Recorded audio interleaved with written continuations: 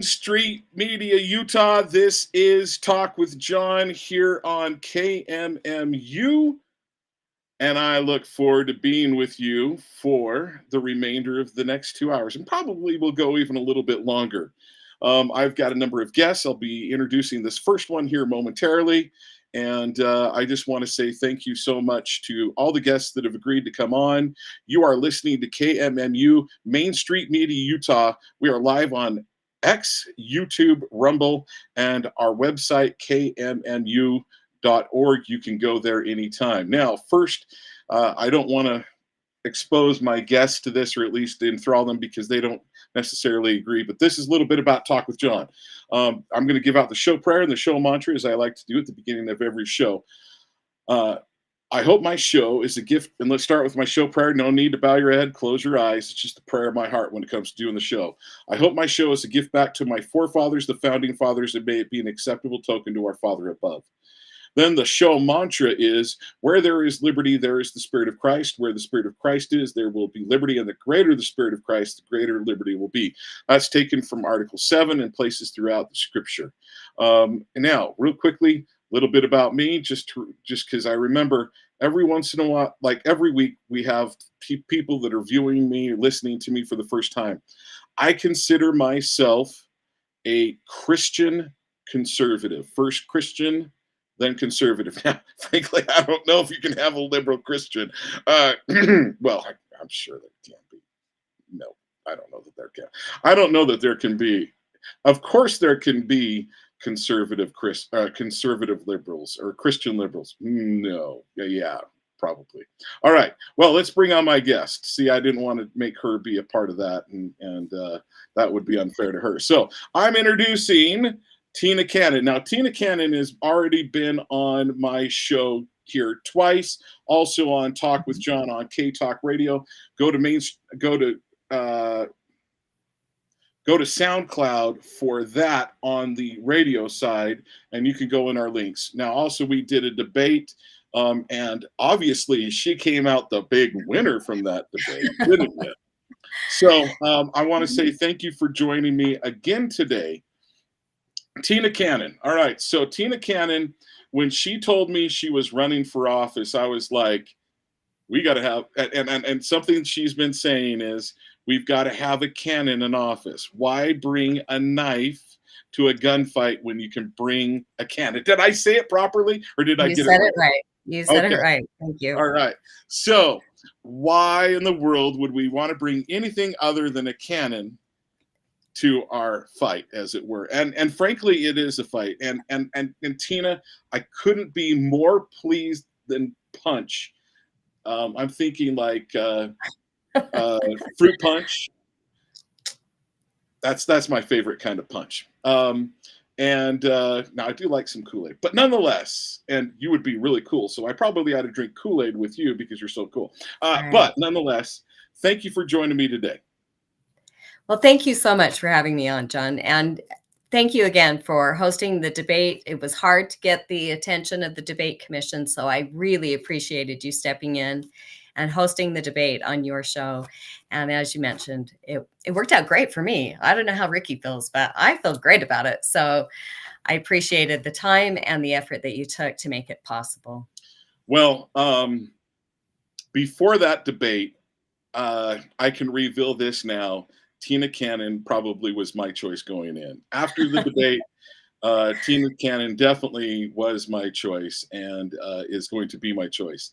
And I just realized, speaking of choices, I'm going to have some producers here at my house bring me up my election ballot that I'm going to be going over with Lowell Nelson. So hopefully someone will do that for me.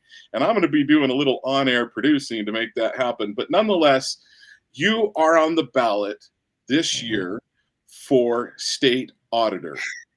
Yes. So and we've got just a week left in this general election for all of the statewide and federal offices. It's been a long year. It's funny, John, people seem to think that 2020 was the longest year in history. And I think it was 2024, and we're not even done yet. It's been a very, very long year. We filed Utah changed its rules. So we filed the first week of January for this election. So it has been a very long 2024, but we're finally one more week to the end of this election. So I still do have a challenger, 2 challengers in this election. So I'm hoping everyone will remember that you don't take a knife to a gunfight, you take a cannon. I appreciate you bringing up the motto. And especially when it comes to government oversight, you don't want to, you want to come fully armed to that fight. We need to keep government in line, and the state auditor is your first line of defense. We are your watchdog as we make sure that government is both monetarily smart with your money, and they are compliant statutorily. They follow the rules with the limitations on how they can use your tax money, but they're also prudent and wise in how they use it. So we do fiscal audit, we do compliance audit, and we do performance audit in the office. So it's a big job. Okay, so if a citizen has a desire for something to be audited, can they reach out to you should you be retained or be elected to office? Can they say, Yes. hey, I want you to audit my county, I want you to audit my city? What do you have purview over? And what are some things that you've been, I bet you've been asked, hey, can you go and audit my company or something like that, right? What Yeah. can you audit? What can you not? So we have oversight over every government financial transaction in the state. So if it's state, county, cities, school districts, service districts, cemetery districts, water districts, if it is a government agency in the state of Utah, we have subpoena authority and oversight, so we can investigate any of those. And if anyone does have questions or concerns over how government is running, there is a hotline.utah.gov, and that goes directly to the state auditor's office. We have 3 full-time people. That's all they do is investigate and then give report back to citizens over what they find. There is a form there that you're able to fill out anonymously, but it collects all of the information we need to go in and do a deeper dive and to find out what the problem is. And or if there is a problem, sometimes it's just a misunderstanding over how things go. Not everything we investigate turns into a report, but sometimes it turns into quite an extensive report. So still in audit today, the most likely way to catch waste, fraud, or abuse is through a whistleblower or someone who observes it. So that hotline is a big tool that we use in our office. So, but yes, so there's always the financial. There's also compliance, state compliance. I'm sure everyone is aware that from John's bathroom videos that we are the oversight over the transgender bathroom bill and making sure that all government agencies were implementing the proper guidance from the legislature over making sure that people felt safe and protected in public restrooms. So we have oversight over that. There are a lot of statutory compliance items like that. A lot of your sales taxes are, and well, all of the taxes, because Utah taxes income, sales, and property, each of them have different uses. So we also investigate and check into whether or not they're using the money that they collected for the limited uses that it can be used for. So, Okay. So I'm going to ask, say like Talk with John was on the ballot. okay. And there, I had gone out and fraudulently got a bunch of signatures or something along those lines. And I wanted to run for like the most important guy in Utah. And let's say that was an elected position. Obviously, I wouldn't get elected, but let's just, right now, I'm theorizing. All right. And let's say that I got, do you have the ability, do you audit the elections in any way, shape, or form, or is that completely someone else? Because frankly, I want to keep you from having to deal with that if that's not your responsibility. So most people are aware, we did release an audit of the signature gathering just a few months ago. The Office of the Legislative Auditors looked into it, as did our office, and we released findings on that. It's on the website. So if you go to auditor.utah.gov and look up reports, you can find that there. Those are ongoing processes, so I hesitate to comment any farther than that because we are not, the office is still in the process of looking into things. And so stay tuned. There's So more. let me ask, so a very general thing, anything that is state related where there is a counting situation going on, it is not completely wrong. Now, obviously, I can't say, please go audit the Utah Jazz to see if they got enough points in their game with the Knicks or something like that, right? Mhm. You're not going after a private business No. when they're interacting with citizens. Well, if they're taking state funding or government funding, then we can in those situations. So there are a lot of companies in Utah that have government contracts, and which once you take a certain amount of government money, How much then is we that? Any can, idea? yeah, it depends on, because we have oversight over all of that, even in nonprofits, it there's a tiered level of how much money that you take, how many reports you have to send into us, and how much oversight we have. So yes, if you are, government contracts are one of those items that we do have oversight over. So if you're taking government money and you're for a contract, we do have oversight over any of those financial transactions. But for the Jazz selling tickets to have the Seahawks in town, no. But if the Jazz were doing something related to government contracting, then yes. So we also have oversight over federal funding as well. So we do, and we are the auditor on record for the federal government. So if it's federal money, we're also doing those investigations as well. So it is we don't do all of it in-house. We only have, when we're fully staffed, we're at 51 employees. So we subcontract out to Wow. CPA firms across the state. So there's a lot of work that comes through our office, and most of the local government audits are done through a contract with CPA firms.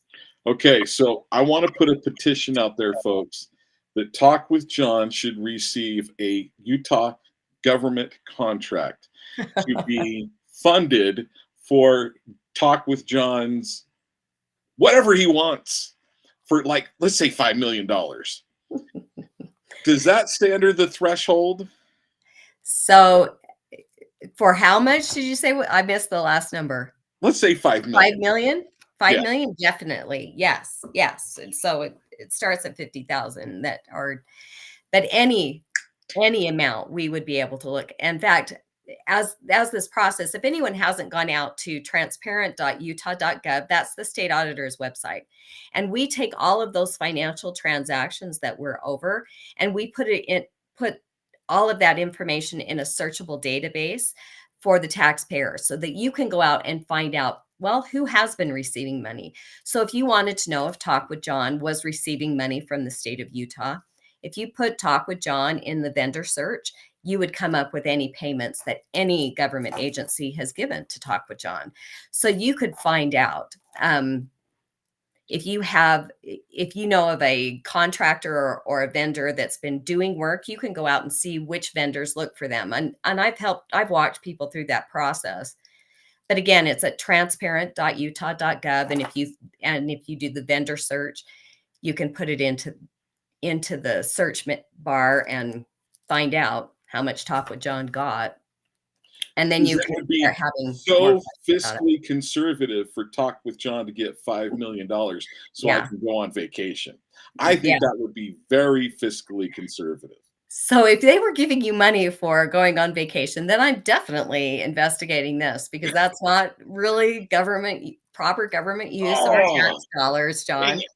So, but Dang. those are the things that we would be looking into is, are you actually doing what the contract says you're supposed to be doing? And those are the things that come through the hotline quite often over, this isn't happening the way it's supposed to be happening per the state code or state contract. So those are the investigations that fall under our office. So, So Tina, we haven't gotten in. Let's get into a little bit about Tina. okay. Why she decided to get in the race for state auditor. We mentioned that you came out of the primaries as the winner of the Republican ticket. So Tina, what what made you decide? What brought you to running for state auditor? So I am currently the deputy state auditor. I am over the financial. Do you have a badge? I I do. Well, I have a name tag and I have business cards, but not a badge per se. But yes, Somebody I'm a slipped in their deputy. responsibilities. They should have Yes, gotten you a I badge. guess I should have a badge, but so after I had sold my company, I'd got backing up one step. I got to know the state auditor really well when I was on Morgan County's commission. In fact, I just got an email from someone I worked with during that time period who was who was our audit one of the audit firms that came in after I was elected in Morgan. But we had had an embezzlement of 100% of the general fund by the county administrator. So Wow. as having a background in accounting and reading over the audit letters, as I looked at what hadn't been implemented in the time since it had happened, I had reached out to the state auditor and we got to know each other pretty well through that process as we were trying to implement those dual controls and the proper oversights that should be in place in local government. And as we were putting that together, I got to know John really well. And so when I sold my company, John reached out, found out that I was looking at something else to do before And retirement. when she says John, folks, for those that don't know, she's not talking about talk with John. She's I talking about the current state auditor, Yeah. John. So Sorry. John Dougal reached out and I joined the team about 2.5 years ago now as the senior policy advisor and then became the deputy over the financial audit section of the office. So I've been in the office about 2.5 years, so I know what we do, how we do it, who does it in the office, but most importantly, I know what happens when those oversights and the proper controls are not in place. And most people think that's just a natural occurrence, but it is a system. Accounting is a system that is designed to have proper oversight. And government is not designed to be the most efficient. It's designed to be transparent. And that's one of the problems that happen is because we are dealing with other people's money, there is always two sets of eyes on every transaction. And sometimes in smaller governments, in order to be the most efficient with the money, they'll not have some of those controls in place, so there's not a double check on how the money is used, and it's just asking for a problem. So, the same way Okay, that so the Boy to Scout me, group would do it or church would do it, there's always two sets of eyes on every transaction. do you think that's fiscally conservative to have two sets of eyes, to not be as, No, streamlined and running I it as don't. cheap as I don't. possible? I don't, but like I said, government is not designed to be fiscally conservative. In an oversight sense. When it comes to oversight, the last thing you want to do is to skimp on the oversight. You want transparency. You want to know exactly what happened with the money, that it was used properly and wisely. So that's why those oversights are there. Why every transaction has an auditor on it, why or the ability to be looked at. But in local government, that means the treasurer and the clerk are checking each other. So we design into a system dual control, and that's what that's called is dual control. So so anytime you're dealing with other people's money, if we were dealing with just John, if it's just me and we're dealing with Tina's money, then Tina can have the only oversight over it because it's my money and I care deeply about how it gets used. But if it's someone else's money, you owe them the proper controls in place so that it does get used only for what it's supposed to be used for. So that's a little tougher in smaller organizations. And you can do that with but that is really what a commission and a board is for, is that financial oversight. So in a county government or a city government, that's your county council, your city council, but that financial oversight is designed to be there so that there is a check and a balance in every part of the financial transactions. So I had a conversation with one of my elected officials. Mhm. Um, I've actually heard this conversation happen with other elected officials, but with one of my elected officials that know me face to face by name, and I have their telephone number. And I asked them, I'm like, I'm not thrilled about the way uh, the the current system for elections. And the current system, I think, is, and he's, well, like, John, if we were to change everything like you want it, it would cost us tons of money to do that. And I said, I'm sorry, but that's one thing that we should spend a lot of money on, is the most money on, percentage wise, should be for an honest election. Now, why do I bring that up? Because I think it is more important to make sure that people are being honest, that we can see that they are doing what they say they're going to do, that they're following the law, that when they're spending money for the public, yes, it's worth spending a little bit more money to have that information reviewed. So I, I think you're articulating exactly what I just did over finance, but you're talking about it in vote. And that's why I say government, I'm talking about that yeah, in everything. And government is not designed to be efficient. It's designed to be transparent. When it works well, it's transparent. You want to know, because we're acting as an agent for the taxpayer, for the citizens.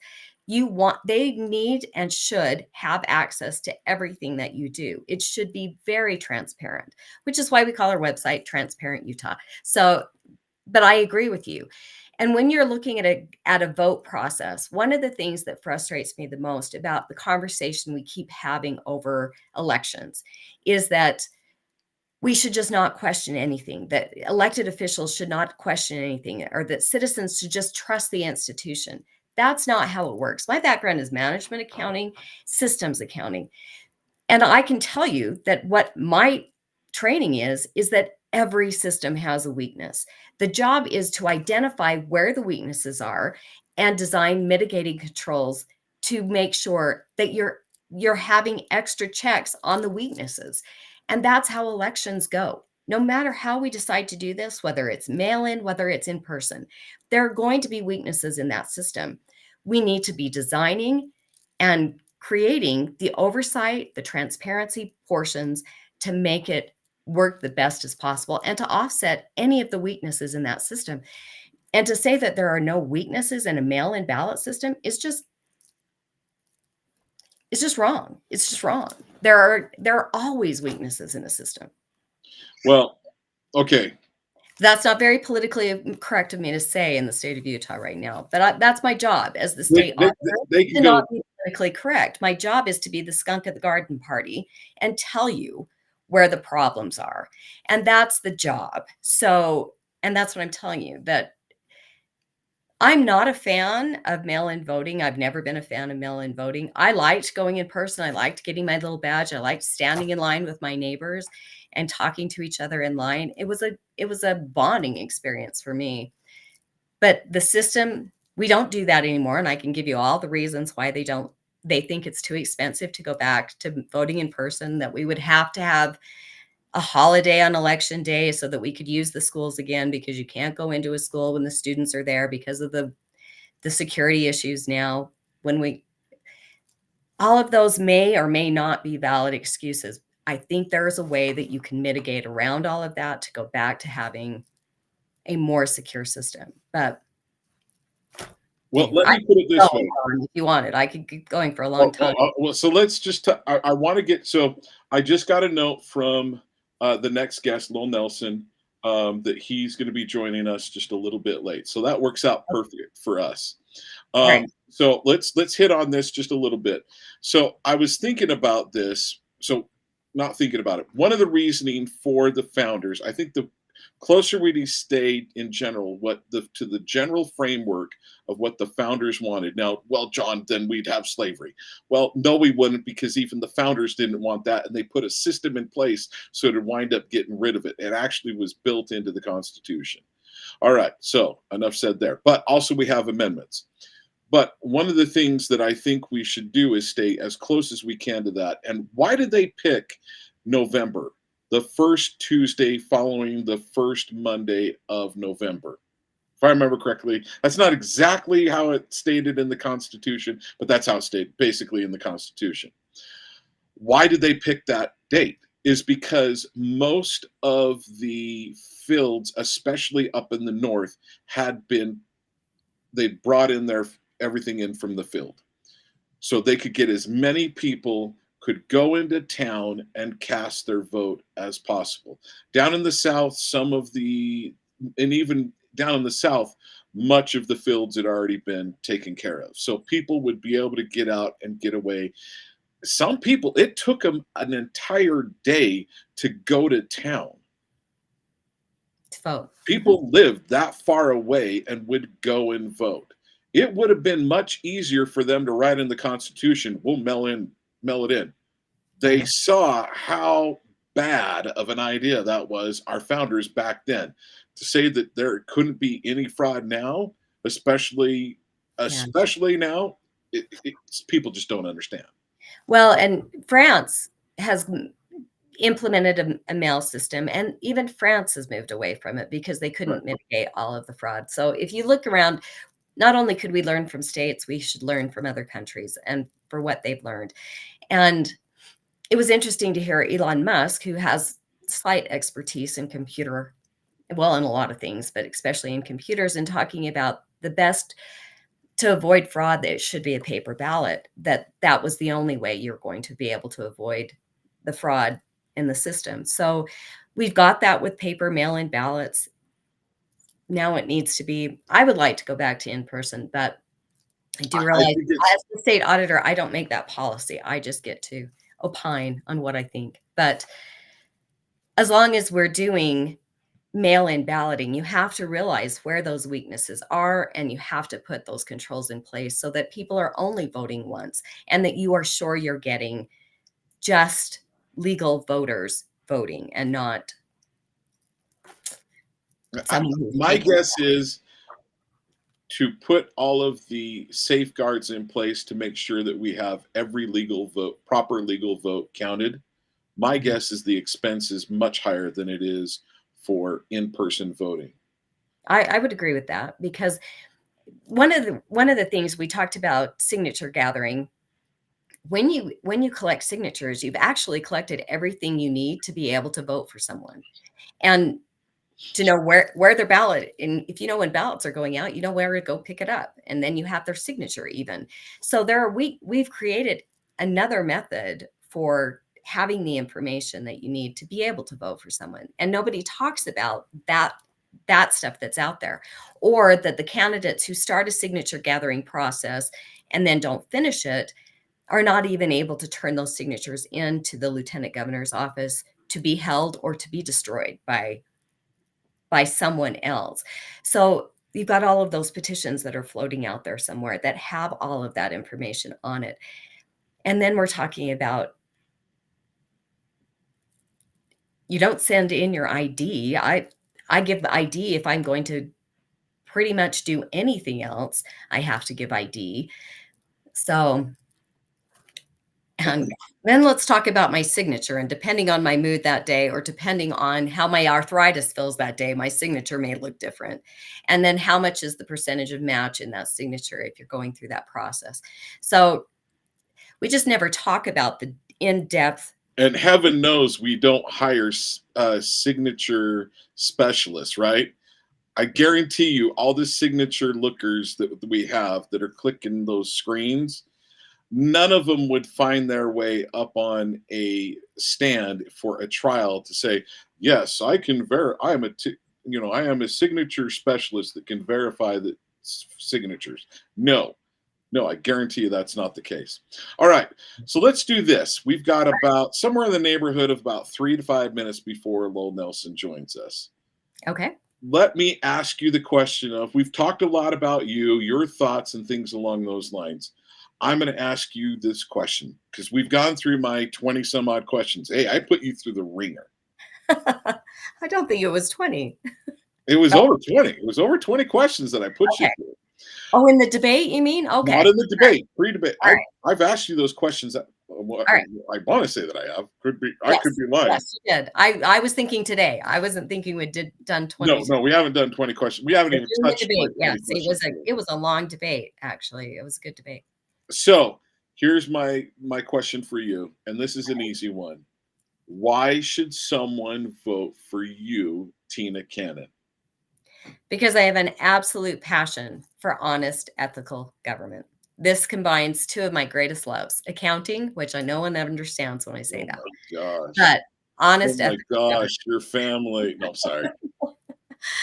But and I've seen the consequences that happens. It just tears a community apart when you can't trust your government and when your money gets used or stolen. It's a devastating thing to happen to a community. And I would like to build back that trust. And the way we build back trust in government is to have the proper oversight in place and to make sure that you have someone signing off on it, someone watching. So I have a real passion for the office. I appreciated the support it gave to me when I was going through a tough time in my local community.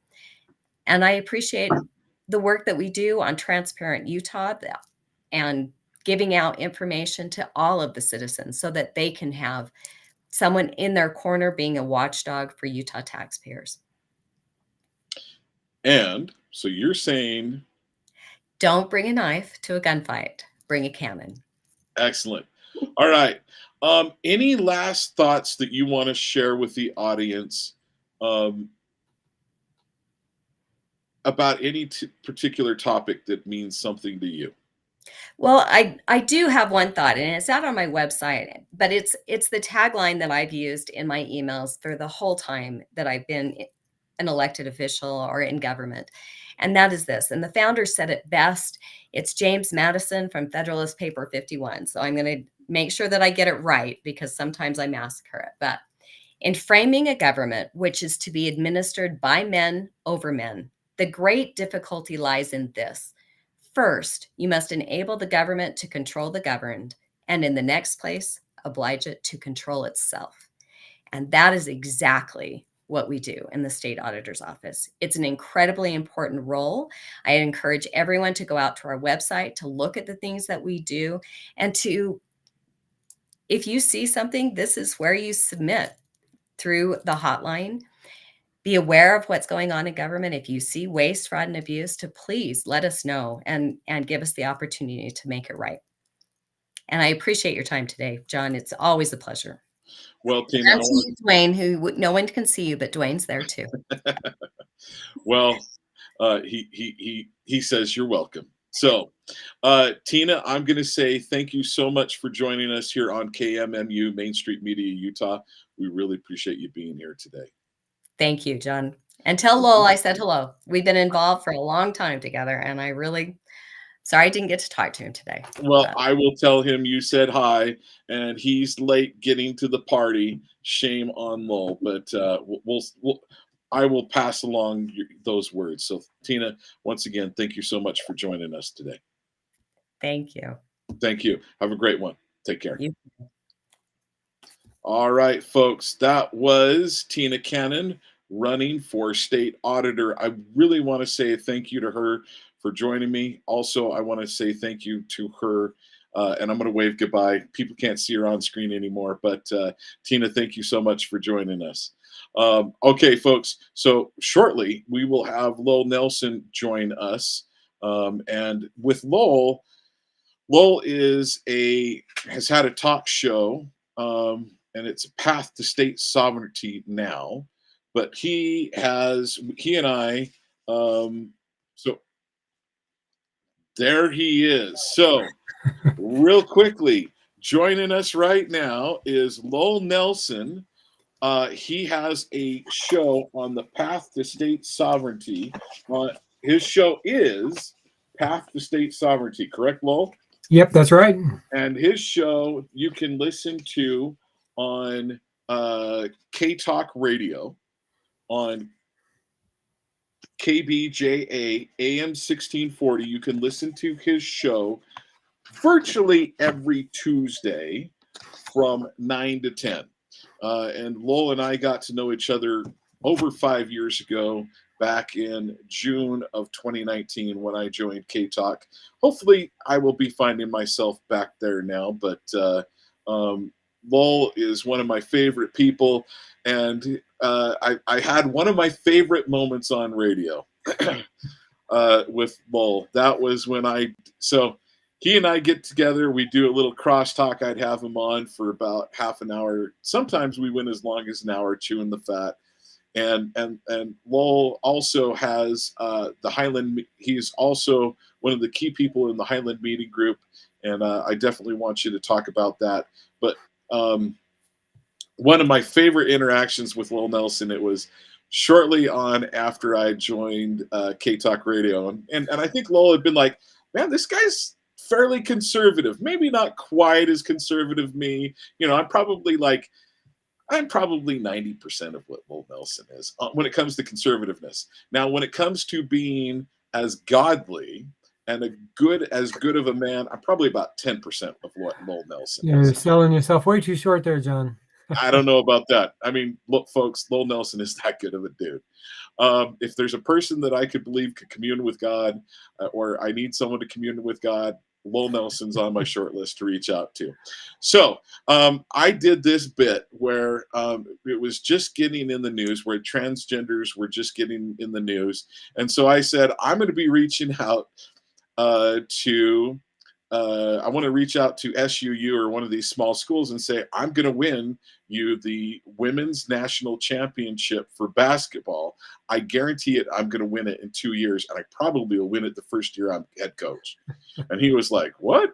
I'm like, I am going to go out and I'm going to recruit a bunch of boys that were passed over for like D1, real nice D1 scholarships, and say, if you're willing to come here to self-identify while you're playing on the basketball arena, you'll self-identify as a woman while you're slam dunking the basketball. We're going to win the national championship.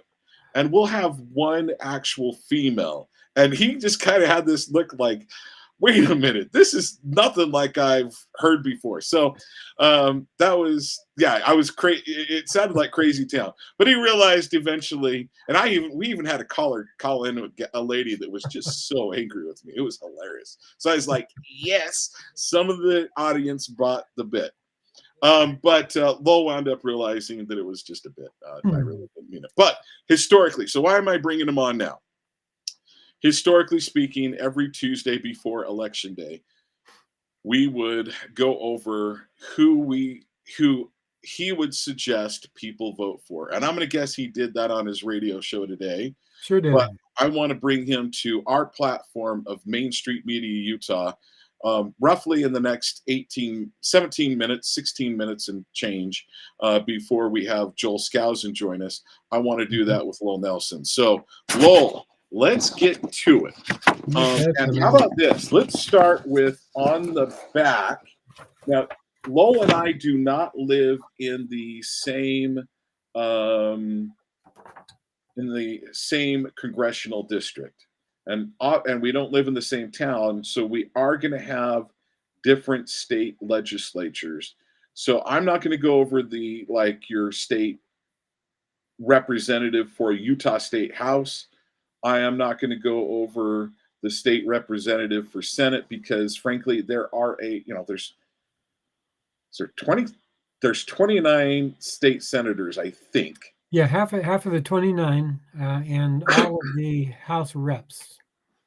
And I think there's like 68, 69. 75. Yeah, you were going to say 75. I know. I was going to say 75. Yeah, okay, folks, I don't have it memorized. But the wearethepeople.org has a pretty good list. So if you want to go to wearethepeople.org and take a look at their recommendations, I looked at them. They're very good. Okay. So let's go over the over the initiatives and referenda. So Yeah. constitutional amendment A. Shall Utah Constitution be amended to allow income tax money to be used for all state needs and prioritize public education funding for changes in enrollment and inflation? If this amendment is approved, state statute will eliminate the state sales tax on food. For or against? Now, you know that A and D were both voided by the court, right? Yeah, they are gone. Okay. Well, So let's avoid. regardless of how you vote on A and D, that's alpha and delta, they will not be tallied or counted. Yeah, we're just basically, they're going to ignore them. However, you're welcome to vote against them or for them if you want to make a statement. You're welcome to do that. What So is your thought? Should someone vote just to make the statements or not? yeah, Are I you think going to vote for it? Are you going to vote or not? yeah, I'm gonna vote against it because, well, yeah, I mean, I'm going to vote against all of them probably, but and I'll explain why. But Okay. you know, just so you know, the voters know A and D both were voided by the courts. If A were a valid one, then it does give the state more latitude in the use of those funds.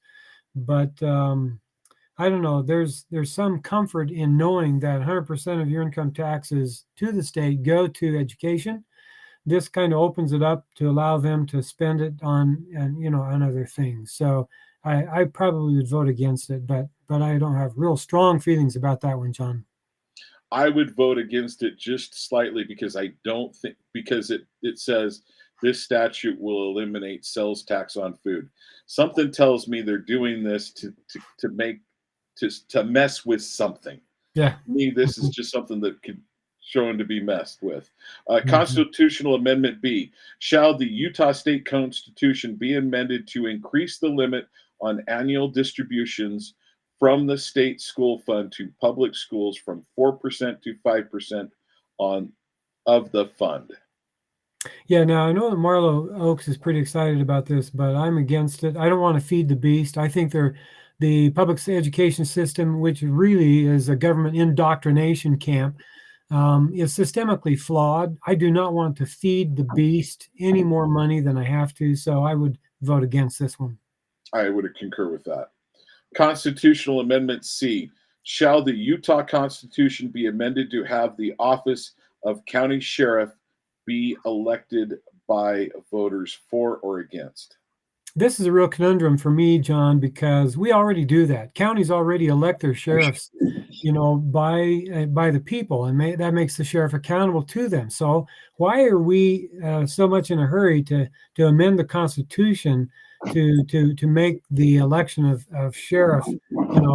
We already do it. So, and because this is being pushed by legislative leadership and not by grassroots, I'm a little worried that there's a Trojan horse here.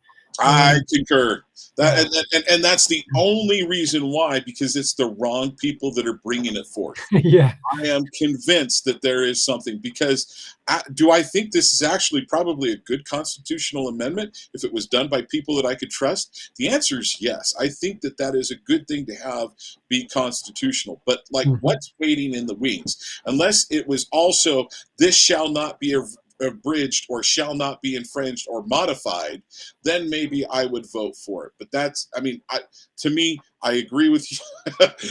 We've been, I've been alive for 50 years now. I have seen the governor, the wrong people, when they bring something forward, and it looks good, something's going wrong. Yeah, it smells like pretty fishy to me. So yes. But on its face, I must admit, it looks great. And if it was brought forward by the right people, and especially if there was a big movement, I could see how I could be on a board for it. I'm with you on that, John. Constitutional Amendment D. I'm going to go ahead and read it, and I want you to just say which way you think. Okay. Should the Utah State Constitution be changed to strengthen the initiative process by prohibiting foreign influence on ballot initiatives and referendums, clarifying the voters and legislative bodies ability to amend laws. If approved, the state would allow also to be let me start that part over. If approved, state law would also be changed to allow citizens 50% more time to gather signatures for a statewide referendum, establish requirements for the legislature to follow the intent of a ballot initiative. I'm against that, and I think it's worth saying, and here's the reason why I'm against it. You're trying to do too much in one amendment and too many things that aren't really connected, in my opinion. Do I like the idea of prohibiting foreign influence on the ballot initiatives and referendums? Love the idea. But it's everything else that's baked into this cake that I have a problem with. And I don't know if I am live or if we lost connection to Lowell. It's too bad I don't have anybody in chat that can tell me, hey, John, you are live.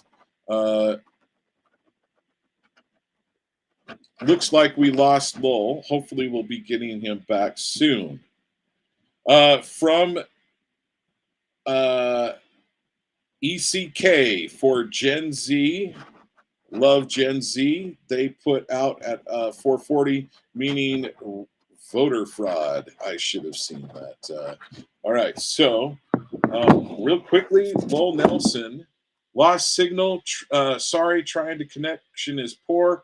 I am back. All right, Lowell, sorry. I'm glad you sent me that text. All right, we are back. Okay, so we've got about 9 minutes before Joel Skousen comes on board. So real quickly, your thoughts on Constitution Amendment D, for or against it? You there, Lowell? Lowell, I can see you, but I don't hear you.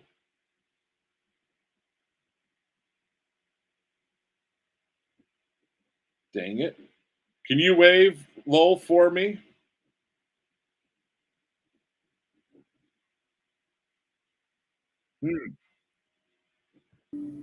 All right, Lowell, I can see you. There we go. Sure.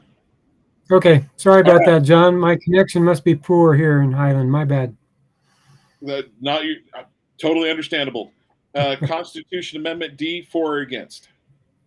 I believe that in limited circumstances, yes, citizens, very limited circumstances, citizens should be able to make law. But I don't believe in super laws. I think the legislature should be able to change the law. That's what representative government is all about.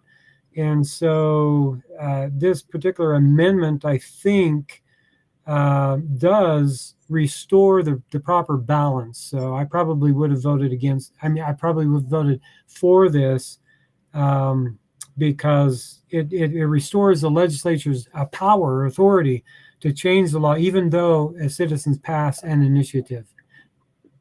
Okay. All right, let's go to judicial retentions. Ryan D. Tenney be retained in the office of Judge of the Court of Appeals of Utah. Yeah, so the judgeships are all easy for me. I vote no on all of them, except in the case where I know that the judge is good, then I will vote yes on them. In this case, Matt B. Durant, he's on my ballot, and so I'm saying let's retain him only because he voted against abortion here in the state of Utah when the trigger law went into effect for 3 days here in the state.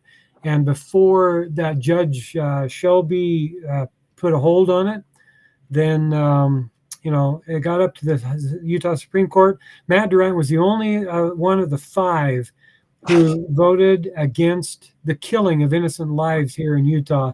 And for that reason only, I am going to support him. All the rest, I'm going to say no, don't retain any of them.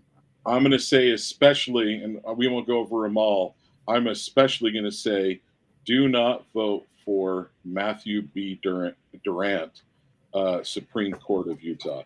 He has made some very bad decisions. So get rid of that bum.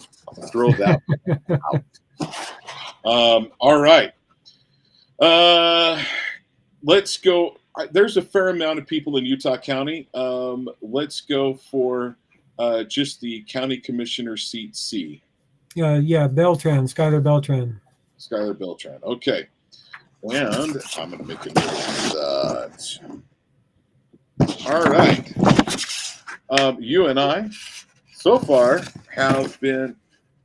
I disagreed on Amendment D.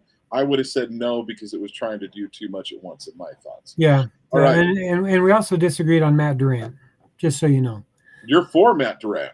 Yeah, because he voted against abortion. Okay. All right. And one of the most significant issues of our day. I mean, what's more important than saving innocent lives, right? I mean, I know he's made a ton of mistakes, and I don't like a lot of his decisions, but on that one of the most important issues, he did vote right. So I just have to give him credit for that. I'll give him credit, but I may not vote for him. All right. State Treasurer Miles Pomeroy, Unified Party, I believe it is, or Utah UFP. I don't remember which party that is. Marlo Oaks, Republican. Neil Hansen, Democrat. I know who Lowell Nelson's voting for. He's voting for the Democrat. No way, sir. You're always playing with me there, John. No, Marlo has been speaking out against ESG for 2 years now. He's speaking out against wokeness, against DEI. I mean, that guy's amazing. And so, I think he's very much worth another term in office. I think he's actually one of the best we have in office, period. Yeah. Okay. Tina Cannon for Republicans. Jeffrey L. Ostletler, Constitution Party, or Catherine, and I'm not even going to try to say her last name, for Democrat. Yeah, Tina Cannon. She had the best line at the convention, by the way, John. You may remember. She says, "Don't bring a knife to a gunfight. Bring a cannon." Yes. By the way, Tina said to say hello. She was sorry that she didn't get to say hi to you.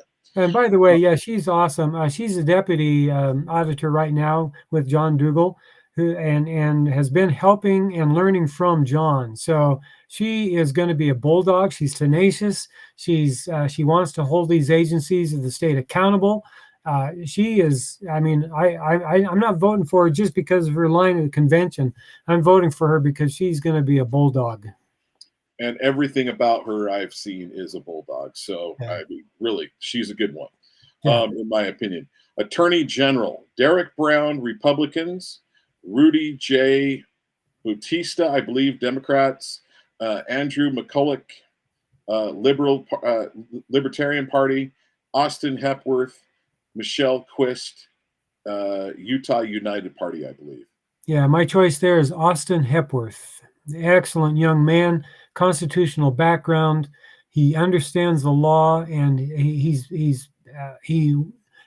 upholding the constitutional law. He upholds justice. Right. And that's what we seek in an attorney general. Somebody who's not there just for the win and not there just to play patsy for the governor or for the executive branch. We want someone who stands for justice and will stand up for the common everyday citizen. So of the five, I really believe Austin Hepworth is the best one. And it's not like just Johnny come lately to that. He graduated cum laude from his top number one in his law school, and he was not retained. They did not bring him on the Supreme Court as a clerk. And his school reached out to him and said, why? It was the first time our number one student, you guys don't want clerking for you at the Supreme Court. And the answer was, well, they didn't say, but bottom line is he was too conservative. Okay, Joel just joined us. Joel is not on camera, so let's finish this up real quickly. Okay.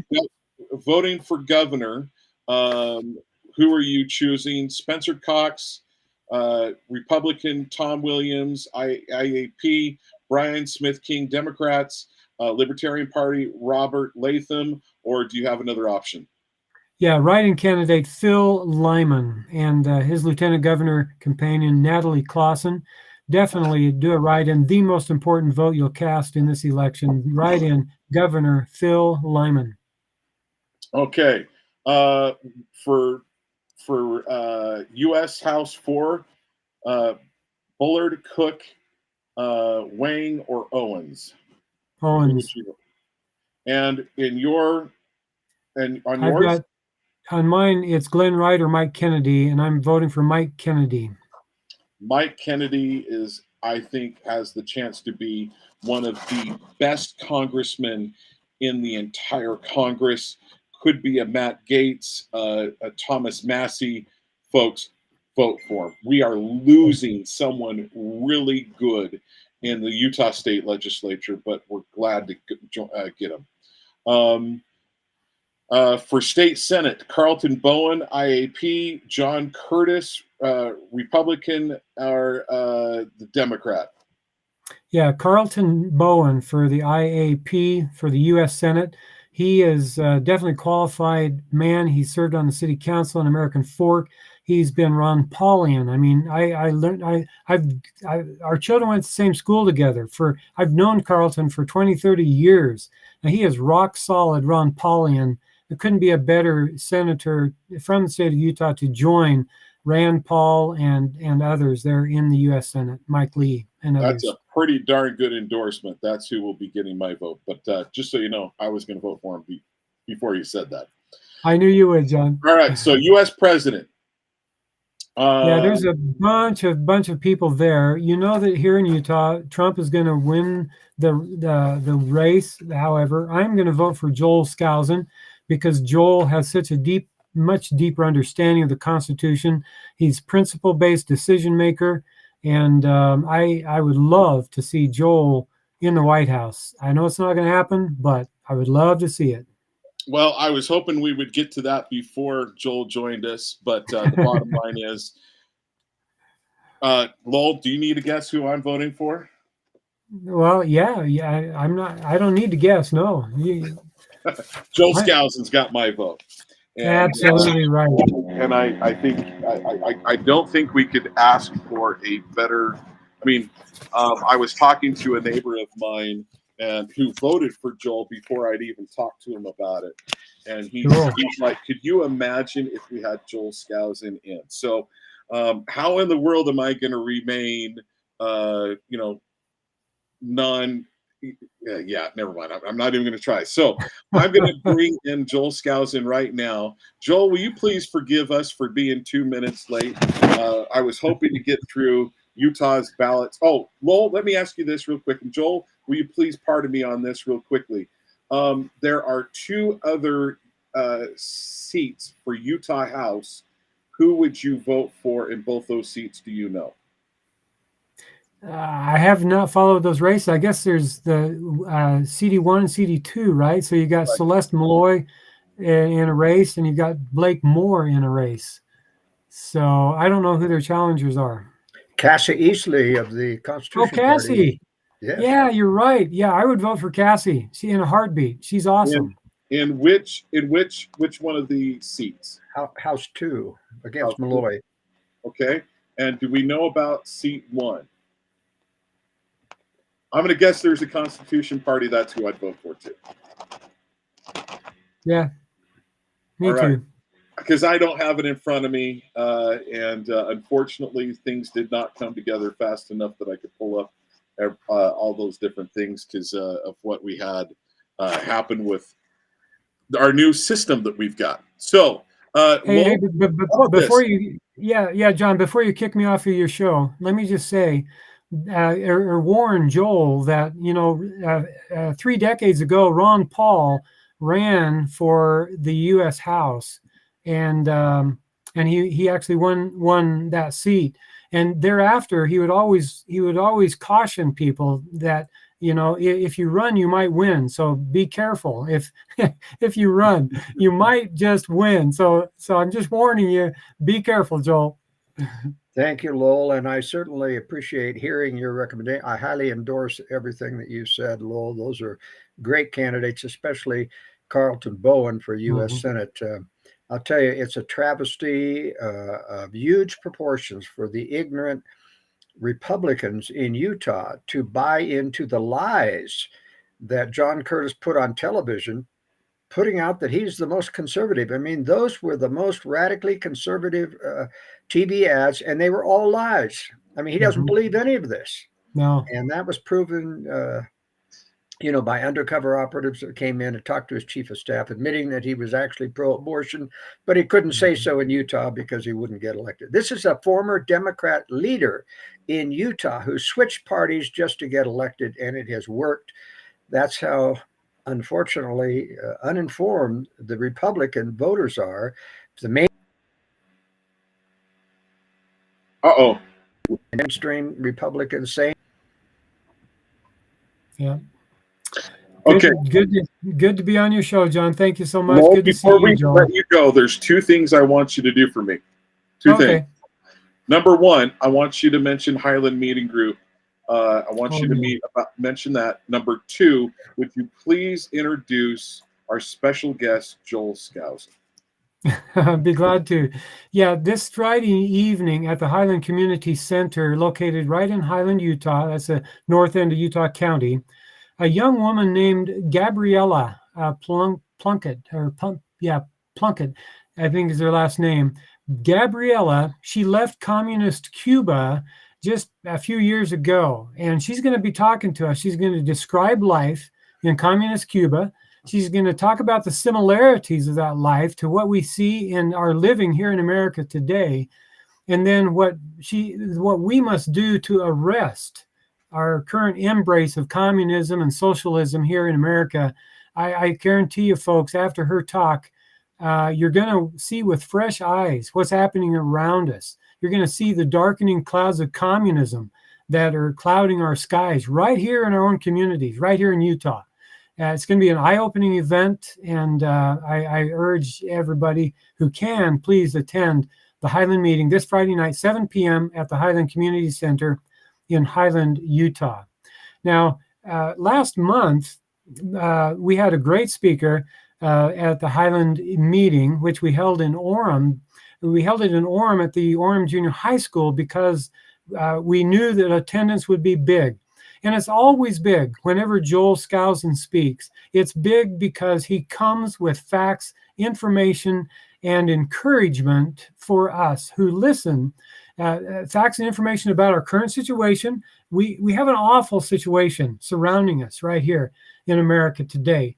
And Joel comes and he explains, he describes our situation and why we should be careful about what we do. He encourages us to listen to the light of conscience within each of us and take steps to prepare for the coming economic chaos that will engulf this country in the coming years. And so he talks about politics and preparedness, which are the two favorite topics of our Highland meeting. So with that, John, I'm happy and proud, delighted to introduce to you and your listening audience, Joel Skousen.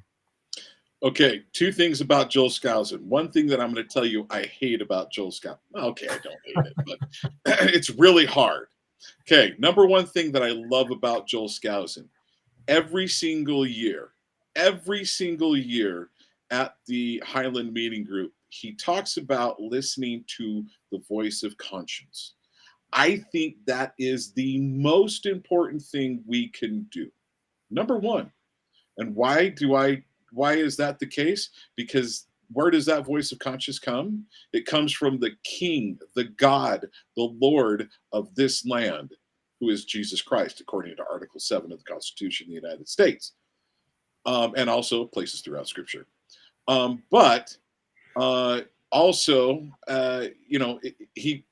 In listening to that voice of conscience, if we do that, we will be led properly. Now, here's the thing that it's not actually something that I hate the most, but it's been true for me. He asks every single year, there's too many of you that drink Diet Coke. Joel and I will never go to lunch because of that fact. Number two, I drink it less than I used to. Joel. Number two, he says, do you weigh less this year than last year? For the last 2 years, fortunately, the answer to that question has been yes. but unfortunately, it's not enough. But I am still working on it, and so that's one of the reasons why it would be awesome if I'm going to say it. I really tried to stay unbiased and not say who I'm voting for before I go through my list of questions. But the bottom line is Joel Skousen's getting my vote, and I want everybody to know that. So without any further ado, Joel, first of all, Lowell, once again, thank you for being a brother of mine in Christ and being such a great conservative. Thank you so much for all you do, brother. I appreciate you. You're welcome, John. You're the best, man. Thanks Take again. care, my friend. See ya. Bye-bye. All right, Joel, if you can bear with me for just a moment, and here I will. You've already been introduced to the audience, but I do want to do at the top of every hour. I try to mention who allows this to be possible. And folks, you're watching Talk with John. You're listening and watching here on KMMU, Main Street Media, Utah. We are live on X, YouTube, Rumble, and our webs. You can go to our website, kmmu.org, to listen and watch all of our great shows. There's a list. All of our shows are on there from all of our great hosts. Bottom line, I am definitely not the best host on there, but I am bringing one of the best interviews I guarantee you're going to see this entire year. So Joel Skousen, thank you so much for joining me. One cool thing so there's two things. I did a phone call asking Joel yesterday to join us. There's two cool things that happened from that. One, I heard cows in the background. The man's tied to the land. Why is that important? Because that was one of the things the founders said is we need to have the farmers in Congress because they're tied to the land and they understand it better than others. That's one man's opinion, and I do think that there's a real good base to that. And two, he said, I asked him, I said, Joel, can you come on my show on a regular basis? We're going to try to make it somewhere around once a month. Joel said he is going to do everything he can in his schedule to come on a regular basis. Joel, thank you for being willing to do that. Well, you're welcome, John. You know, in terms of the cows and the pigs and the chickens and the other sounds that you might hear, I'm a political scientist by profession and I'm the editor of the World Affairs Brief, but I believe in self-sufficiency. And so we began to start a family farm about 7 years ago, and it's fully operational now, fully self-sufficient. We raise all of our own non-GMO, non-hormonal, non-antibiotic food, and we're raising grandchildren on the farm, and they're learning to work. It's a wonderful opportunity to do things besides being prepared for what I've been warning about into the world. So a little side note that Joel doesn't know, but I'm going to mention this. He's got some great children and grandchildren. I happen to personally know Andrew, and I have been going back and forth for years. He's been a guest on my show. Andrew and I have met in person. One of the greatest human beings. How can you judge an individual? You judge them by the fruit they create. Then he also has another daughter that lives in Texas and had a granddaughter that served in Portland, Oregon with my son. If my son had not married who he married, I would have wanted him to marry Joel Skousen's daughter. My son speaks very highly of her. And there was some interaction between my wife and Joel's daughter, who is the mother of the granddaughter, and just everything we have heard about Sister Skousen. Awesome woman. Both she and my son served in the Portland mission. So Joel did not know that, and but folks, great fruit come from Joel Skousen, meaning his children and grandchildren, and that's a sign of a person that you want to be around. In fact, I can't think of a much bigger contrast in the type of people and fruit than Joe Biden and Joel Skousen. Well, one of the reasons for that, John, is that we homeschooled all of our 6 children at great sacrifice, having to pay twice, pay for public schooling, which we didn't use, and pay for homeschooling. We taught our children up to 3 and 4 foreign languages, allowed them to go overseas to get fluent in those languages, which was a great growing experience. Something very few public school students, get a chance to do. We had the flexibility to do that.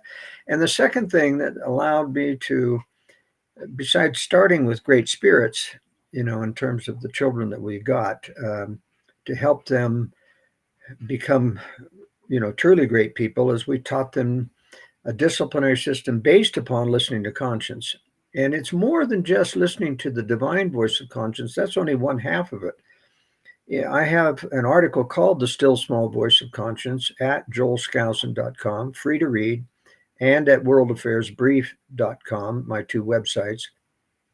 And I explained very explicitly this very important point, that every prompting you get from God is generally uncomfortable, because he's trying to get you to change and overcome your innate weaknesses. And that's why, for example, John, being overweight isn't particularly a sin, but telling the Lord to get lost 100 times a year when he prompts you to lose weight or prompts you not to drink gluttony Diet is Coke, a sin. that's the Gluttony is a rebellion. sin. That's the rebellion that's going to cost you. You see, we have to understand that we're responsible for the personal commandments. I mean, it's not a gospel of works in the sense of mechanical works of do so and so acts of service. It's a gospel of spiritual works, and that is that you must obey the voice of the Lord in your mind, and it comes through conscience. Now, the interesting thing that I point out in the still small voice is that both the temptations and the diversions and the rationalizations of Satan and the voice of conscience comes as if you are speaking to yourself. Sounds like your own voice. It's all in your own voice, your own grammar. It sounds like you thinking, but you can tell by the content. When you're prompted to get up on time and there's that counter voice saying, oh no, you can sleep in a little bit longer. When you're prompted to not eat a second helping and there's that counter voice from Satan say, oh no, it's all right, you can lose weight later.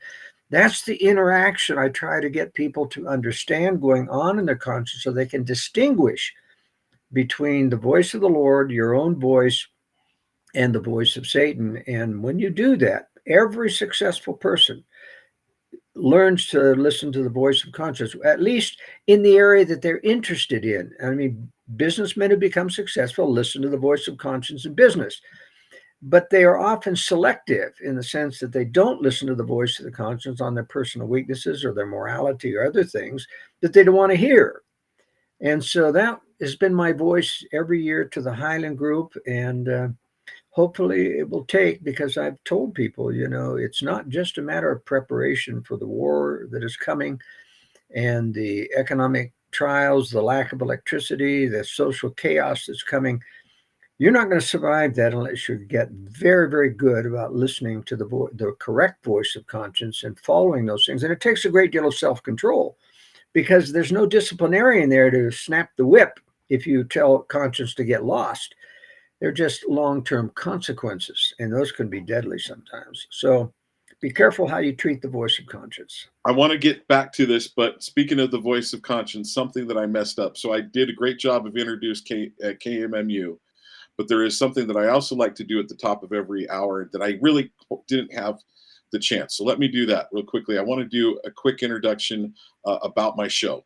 I'm going to bet that there are a number of people that are going to be watching my show for the first time when they see your name. But I like to do at the top of the hour, I like to go over my show prayer and my show mantra. And it's just the prayer in my heart when it comes to doing this show. So no need to bow your head or close your eyes, folks. But this is just the prayer in my heart when it comes to doing my show. I hope my show is a gift back to my forefathers, the founding fathers, and hopefully it may be an acceptable token to our Father above. Then the show mantra of my show that I've been doing for the last 5+ years. Where there is liberty, there is the Spirit of Christ. Where the Spirit of Christ is, there will be liberty. And the greater the Spirit of Christ, the greater liberty will be. And that's taken, the first place that I took it from is not necessarily scripture for everyone else, but in my mind, it pretty much is. And that's taken from Article 7 of the Constitution of the United States.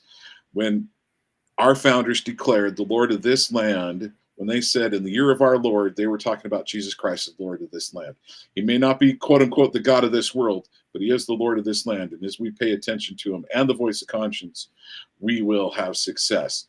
Now, I do want to mention also, I want to get back to the voice of conscience before I go through my 20 some odd questions. And I think we're going to cover a lot of things.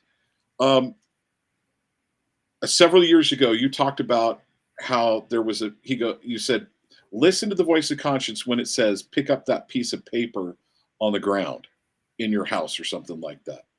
And going home, I've really focused on that. It's been something that I've been trying to do over the last several years, is listen to the voice of conscience and picking up that piece of paper. I have a question for you. Did every once in a while you have the voice of conscience when you see the piece of paper on the floor go, don't pick it up? And my wife likes to play the game with my kids every once in a while. How long is this item going to be on the ground until we have to tell them to pick it up, or are they going to pick it up on their own? Is that an okay game to play? Well,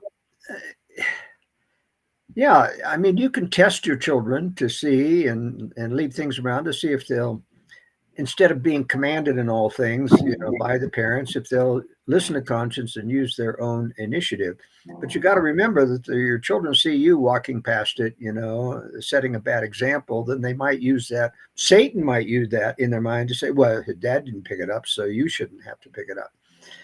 But, in my essay on the still small voice of conscience, I tell that story about picking up a piece of paper on the hallway as an aftermath to having lost a great deal of money for missing a tiny prompting of conscience and complaining to the Lord, why such a small thing that costs me so much? And getting the answer, because you have so long disregarded the little things in life. And I made a pact with God that day that I was not going to knowingly disregard any of the little promptings of conscience or the big ones that I knew that were right. And that's what you have to determine. Satan can try to get you to go over the mark, and you have priorities. For example, if I'm rushing to a fire, I'm not going to stoop down and pick up the piece of paper in the hallway. You see what I mean? But when you know it's right, and that's what I found when I got home, I started getting prompted in lots of little tiny things, like putting my tools on the bench back where they belong rather than just laying them around and picking up a piece of paper or straightening up this or doing that. And I realized, and I said to myself, this is really a hassle. The Lord is really after you and trying to perfect you if you really listen. And, we so often say, oh, no, you can get perfection in the next life and this and that. But when you start to listen to all the promptings of conscience, you realize the Lord is after you all the time. And it's a little bit of a hassle, but I'll tell you this, after living, and I probably lived 50 some years after that experience that I had, after I made that covenant, my life has been so much better. It is no longer a hassle. It's not a hassle at all. I welcome every prompting that comes because I know it leads to blessings of the Lord. Okay, before we leave this subject, one question for you. One thought, not a question, but I want you to comment. Something that I have found, when that prompting comes, the better I am at saying thank you for that. Thank you, Lord, for telling me that. I find the better I am at following those directions. Your thoughts. And the more you get because you're thankful and the Lord recognizes. Now, one of the greatest examples of that is asking for the Lord to help you find things that are missing, or remembering to thank the Lord when you get reminded. How many times do you walk out of the house and you have a thought go through your mind, oh, you forgot your whatever, the cell phone or and you go back and think, well, I was really lucky that I remembered that. Well, I don't believe in coincidences like that. When I get reminded of things, and in the first place, you've got to develop the habit of doing it when you're reminded. If you put it off, you won't be reminded again generally, and you say, oh, I was reminded about that and I didn't do it and it cost me.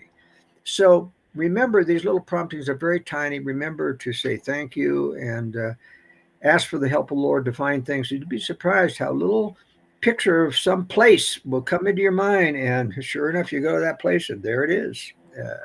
But you have to develop conscience over a period of time of obedience and faithfulness to the Lord in order to get those blessings. It's not mechanical. It's something that you have to work at. And be grateful for when it comes. I had one of those. So in my day-to-day activities, I call on different businesses and meet with different people. And today I was driving past a place and I was like, I just don't have any time to stop in. The thought came, go in right now, pull in and go see him. Went in, and this gentleman, normally he and I, whenever I go in, I want to make it, if it's going to be a 5-minute conversation, it could be a 2-minute interaction. It's always 20 minutes to half an hour. He just happened to have one of his best friends sitting in the chair. It wound up being a 2-minute conversation, and I was able to get everything accomplished. I walked out the door and I said, thank you. Thank you. Let's, folks, this is why you're going to want to listen to Joel Skousen over the coming months and hopefully years. So let's get to my questions. I've got roughly 20. On the first ones, we probably want to spend just a little bit more time, but you'll find, I think, a number of things will be covered. And at the very end, when I'm done with all my questions, if there's something else you want to cover, feel free to do so, please. Let's start with the first one. What qualifies you to run for the office of the presidency of the United States of America? Well, first of all, I am a conservative political scientist by training. Went to a conservative school, was taught by a bunch of socialists who were not conservative. But I learned to argue. Same thing in high school. I was taught by a bunch of Marxists in Portland, Oregon, in a high school that came out of Reed College. But I learned to argue early on, and learned to lose. And I lost a lot because I didn't know how to argue, and I didn't know how to present facts to get around the slick generalities of socialists and Marxists and things. But that was great training for me to fight in the cauldron of debate. And so I know the arguments. I'm also the nephew of W. Cleon Skousen, the greatest champion of the Constitution. And I've been a student of his book, The Making of America, a full treatise on the Constitution.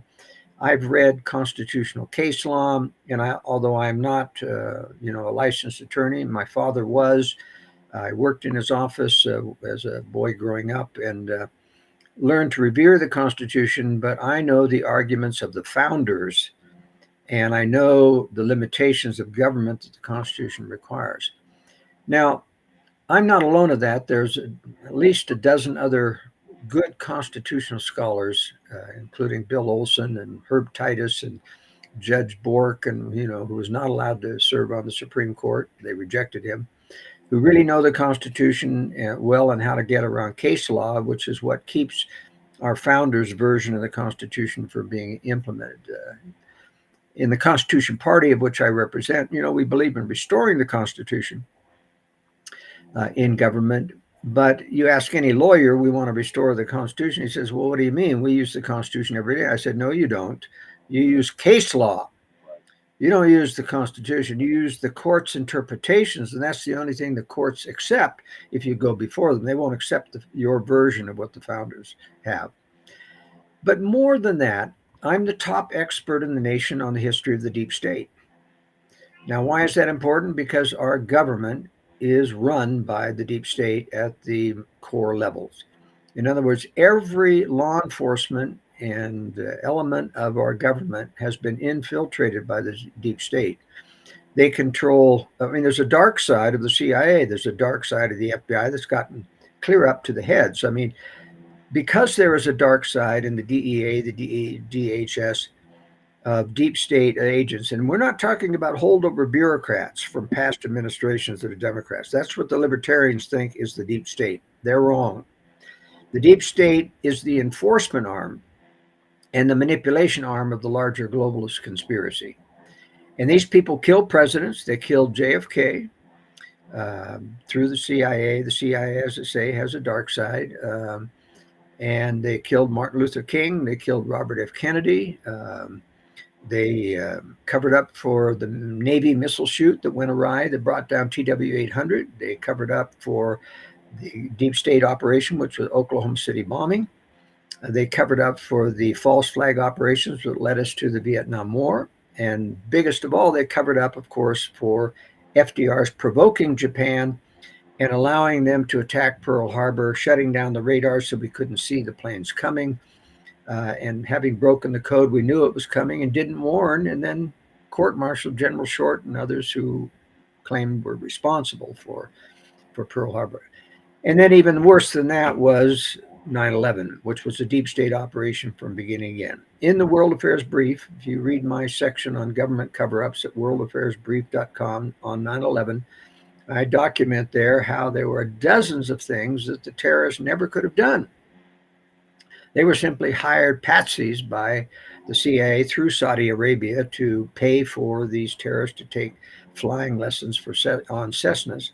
And I can tell you, as a former military pilot, and with friends with many pilots who fly the big airliner things, a terrorist who had learned on a Cessna wouldn't even know how to turn off the autopilot in an airliner, let alone reprogram the navigation computer and get that airplane turned around.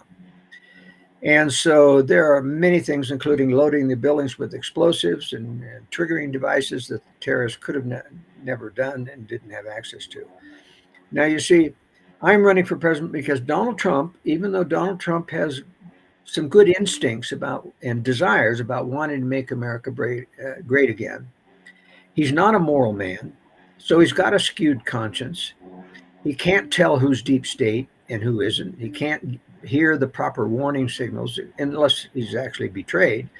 And then when he goes to his advisor, because remember, when he was president, he was never a conservative. He was friends with Bill and Hillary Clinton.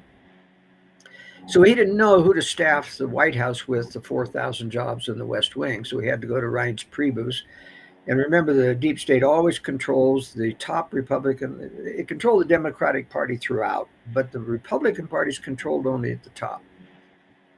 Some good conservatives in the Republican Party, but they always control the Senate leader and the Speaker of the House. And so when they want when Donald Trump was elected, he controlled both houses of Congress. Couldn't get his wall built. They kept compromising with the Democrats. That's what the Republicans do as an excuse of why we can't pass things. They don't use their majority. And there's enough rhino Republicans that are elected to make sure that Republicans don't truly have a conservative majority in either the Senate or the House.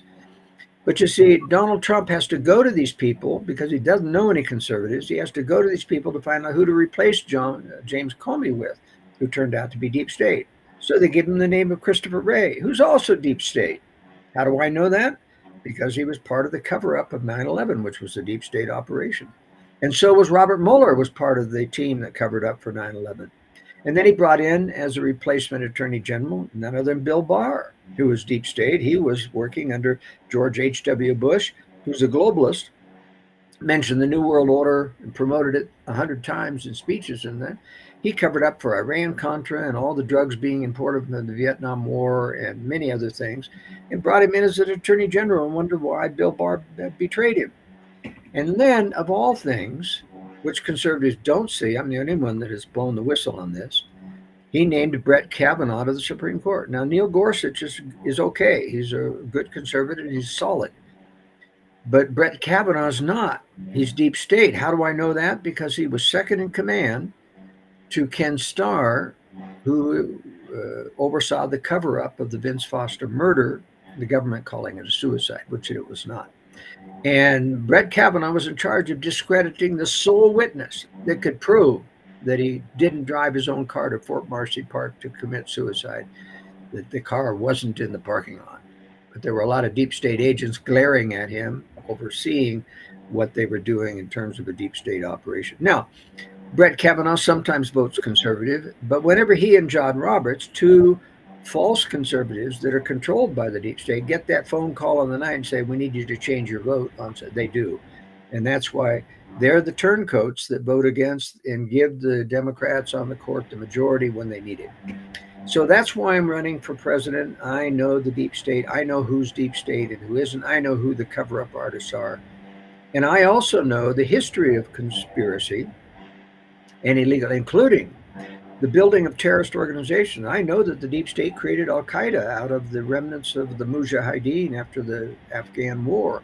I know that they created ISIS out of half of the jihadists that they had imported after they invaded Libya and destroyed that country. They imported jihadists into Syria, and took half of them, gave them a name change, called them ISIS, and sent them into, of all places, a Muslim country, Iraq. And what did the globalists have to do with that? They wanted to create millions of Muslim refugees in Syria and Iraq, of which they immediately sent and directed into Europe. So that Europe is now 25% Muslim and Belgium is 60% Muslim. Now that's destroyed Western culture, is in the process of destroying Western culture and law. And in that. So you see, you've got to know these things so that when the deep state tells me General Soleimani is the biggest terrorist threat in the world or the biggest sponsor of terrorists, I can turn around and tell them, you need to get out of here and you're fired because you just told me a lie. General Soleimani was the biggest funder and of arming the Iraqi militia, which went after ISIS. It wasn't the U.S. government that took down ISIS. They were the sponsor of ISIS. They were taken down by the Iraqi militia and General Soleimani, and that's why the deep state wanted Soleimani killed, not because he was a sponsor of terror. He was against U.S.-backed terror. So that's an example of why nobody compares with my knowledge. And even though I'm not going to win this time around, I'm running for future leadership. When people realize that, that they're going to steal the election from Donald Trump, and I fully predicted that because the mechanism is still there. And it's even a greater reason for stealing it from Donald Trump is that Robert F. Kennedy has allied himself with Trump now. So they have to steal it because Robert F. Kennedy knows at least a portion. He's clueless on foreign policy, but he knows that the deep state killed his uncle JFK, his father RFK, and he's very knowledgeable on the conspiracy between government and Big Pharma in controlling the FDA, the CDC, and falsifying the trials for vaccine and all of the horrible things and restrictions they did to us in the COVID lockdowns, which was another false pandemic. So you've got to know these things. And when you know these things, they won't let you near the White House. But I'll tell you, the American people have to know these things. They have to know that the Republican Party isn't going to save them because it's controlled at the top. Well, you've somewhat answered, pretty much answered question 2, but I'm still going to ask it. Why should the current holder of the office that you're seeking, which happens to be President of the United States, why should they not stay in power? Now, there's also a vice president there, and why should Donald Trump not be retained as or be reelected as president? Well, but remember that every president in modern times has been a puppet president. Woodrow Wilson was a puppet president. Edwin Mandell House was his handler. Every president since Roosevelt, Truman, Eisenhower, and on has been a puppet president to the deep state. And they had handlers. Roosevelt's handler was Alger Hiss. Truman's handler was George Catlett Marshall, who betrayed China into the hands of Mao Zedong by cutting off military aid to Batista. Eisenhower's handler was the brother, Milton Eisenhower, who was a globalist, and the other was the Dulles brothers. And during the Eisenhower administration, we lost Cuba. And a great book on that subject is Dagger in the Heart, Foreign Policy Losses in Cuba by Mario Lasso. He details the conversations he had as an English-speaking attorney for Cuba with the State Department, with Eisenhower himself, with the Secretary of State, telling the truth about Cuba and have them not listen to them. Because Eisenhower had the ear of, Milton Eisenhower and the Dulles brothers, and, who created the CIA and then the from the OSS. John F. Kennedy's handler was McGeorge Bundy. John F. Kennedy, for example, had authorized the Bay of Pigs air support. When he went to bed that night, it was canceled in the night by McGeorge Bundy. When JFK got up in the morning, he was so furious at the CIA and Bundy that he vowed to get rid of CIA covert ops, and that sealed his death warrant. Plus the fact that they killed him for the martyr syndrome so they could pass his socialist legislation when Johnson got in. Ronald Reagan was not a puppet president, but they forced him to take George H.W. Bush, his opposition person, a globalist, as his vice president and control personnel in the White House. And that's why Reagan, who was a true conservative, wrote his own speeches. The only one to write his own speeches, by the way, was forced to compromise on so many issues. And Donald Trump was also not a deep state puppet, but was easily manipulatable. He's got a huge ego. He can be easily flattered to convince him. In fact, the new book by Woodward that came out said, his staff had to flatter him in order to get him to listen to his briefings, because he suspected he was being lied to in his briefing, didn't know how to tell what's a lie and what isn't, because he didn't know conspiratorial history. Remember, Trump lives by briefings. He never does any homework. He lives by briefings, so you're only as good as your briefings, which are all by mainstream Republicans or deep state, or he watches Fox News.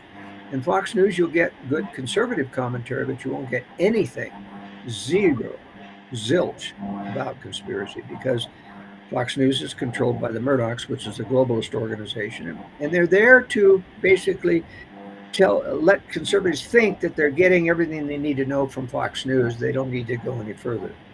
That's the reason for that. But, George W. Bush, his handler was Dick Cheney, who actually ran most of the government from the vice presidency, including 9/11. Dick Cheney was in the... Well, go back to 9/11. How do you... Did Osama bin Laden have the ability to tell the captain that walked into the room with Cheney and was it Netta? And when the captain came in and said, "Sure, sir, should I send up the F-16s?" and he said no. Was it 3 times? Yeah, Cheney. Well, you're referring to the Secretary of Commerce or Transportation, Leon Panetta, who testified before the 9/11 Commission, and they censored this. They didn't put it in the actual report, that there was a young Air Force officer panicking because the aircraft, which was headed for the Pentagon, was getting closer and closer. He'd say, "It's 30 miles out. Do the orders still stand?" And he said, "Yes." "It's 15 miles out." And he was getting mad. "Do the orders still stand?" And those orders had to be not to shoot it down for him to be panicking, you see. Right. And so Dick Cheney was in there to make sure that plane hit the Pentagon. And by the way, George H.W., he was the globalist. Yeah, and George W. Bush, his son, who became president, was just a puppet. Right. In fact, his people who worked with him in the office buildings in Dallas said he never read a magazine, never knew anything about politics. He had to be tutored to be president by George Shultz, a globalist. So there's lots of information. I've got a encyclopedia knowledge on the history of the deep state, and that's why I would be one tough president to get something passed. Okay, let's get to we're now hitting number 3. So, what is the most important thing you would do as holding the office of President of the United States? Your voice is not coming through very clearly. I don't know why, but I'm missing about 30%. Well, I'm sorry. Let's see if I can get is this a little bit better? That's better. Okay. What is the most important thing you would do as president, as the office holder of the President of the United States? What's the most important thing that the president does? Well, there's so much to be done. Let me think.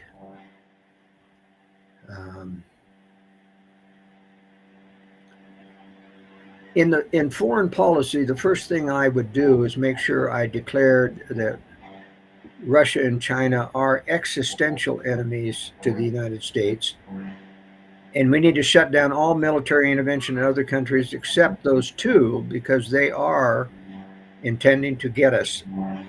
I am the only one journalist in the nation to document the phony fall of the Soviet Union, how they faked their own demise, how they're still communist, how Putin is not a Christian, he's not anti-woke, how he actually told the truth to Tucker Carlson. He told him, the Russian leadership initiated the fall of the Soviet Union. Yes. And Tucker went right over his head because he didn't remember that the official story is that it was an uprising from below that the Soviets couldn't control. That is anything but the truth. Erich Honecker on his deathbed said Moscow gave me orders to stand down the Stasi and let the student protests in Leipzig go forward. I've got a whole bunch of information at worldaffairsbrief.com on the phony fall of the Soviet Union. And we'll get into that over the coming months. Okay, yeah. So I would make sure that we realize there are existential enemies, and that so we're not going to engage in any of these foreign wars of intervention against innocent countries like Iraq and Afghanistan or Syria. We're going to pull out the troops all around the world, except where they're directly involved with trying to defend against a preemptive strike by Russia and China. I would immediately remove favored nation status and trading with China so that we start to wind down our giving billions of dollars to China for our trade and other things. I would immediately pardon, for example, all of the free market people who sell unauthorized FDA foods and beverages with free-willing partners in food and raw milk and other type of thing, and get them out of jail. They've been put in jail by the FDA or the USDA, et cetera. And that's a real crime against the free choice of people. And of course, I would fire all of the people at FDA and CDC and NIA and make sure that only people are put in there that are not connected with Big Pharma. There's so many things that could be done. We need to finish the wall and make sure that we put up in the meantime, remain in Mexico again. All the things that Donald Trump did, the good things that he did.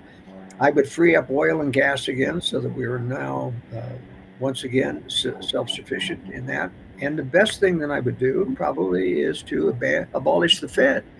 I'm going to stop fiat money. That's the whole purpose that's what's causing inflation, is the free money that the Fed is creating and marketing through Wall Street banks. That's why the stock market has spiraled from 10,000 to over 30,000, in value. It's simply because of inflation. And I would immediately index the income tax so that people are not paying for the inflated value of their money, but getting the CDC or the CPI to state the real rate of inflation, which is always 3 times higher than the CPI. Lots of things that I could do. It's almost too numerous to list. Okay, let's get to number 4. When was the last time you read the Constitution? Last week. I thought that was going to go well for you. Is it the place? So now we're going to get into just some general questions these are questions I've taken from my audience over the years. Is it the place for the government to have American citizens, if there was a 5% death rate, to tell them that they need to control the businesses, tell them they need to stop working, or they need to stop interacting with one another? Once again, you're cutting out on most of your questions. You're going to have to bring that mic forward or something. Okay, let's try this again. All right. Is it the place for government to have American citizens stop doing business and interacting with one another if there was a 5% death rate? And you're talking about the pandemic restrictions, I presume. In general, but yes, that's where it came from. Well, frankly, there are no emergency powers given to government in the Constitution. There are no emergency powers given to any state in state constitutions. So they've all assumed those powers. So you cannot take away any fundamental rights of people under a pandemic because there are no emergency powers.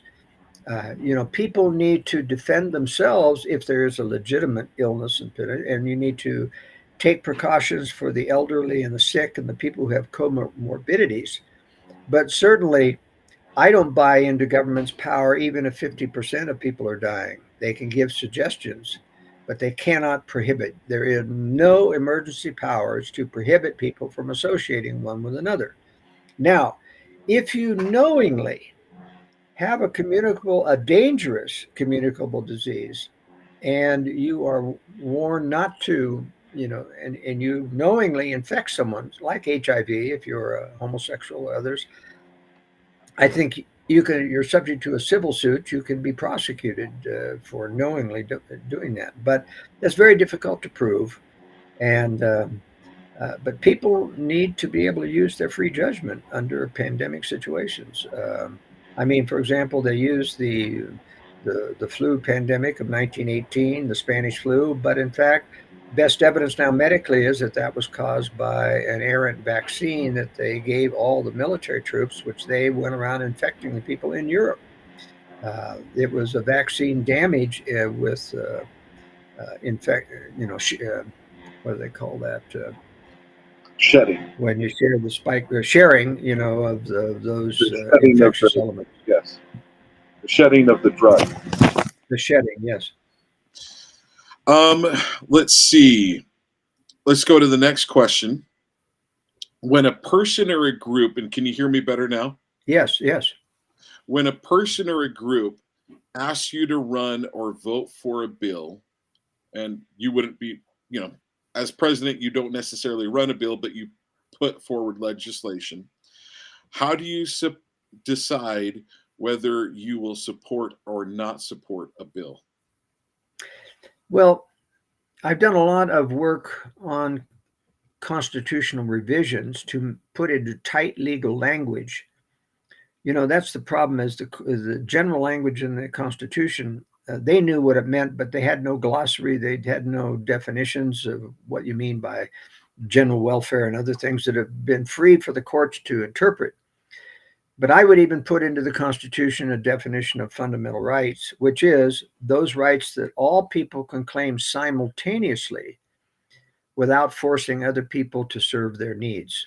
Now, that's important because that automatically disallows any bill or legislation that would require the redistribution of wealth, a major plank of the socialist system, that we're going to do what's good for people. So we're going to force you to pay taxes, to give welfare, to give aid to dependent children, to finance public schools or universities, etc. All that would be illegal. So that's the number one litmus test. The only viable purpose of government is to defend fundamental rights, not to defend benefits or not to provide equal results. And that's one of the problems. In fact, you aren't even really guaranteed equal opportunity in this life, because that's a matter for the free market to decide. You don't have a right to force people to give you an equal opportunity.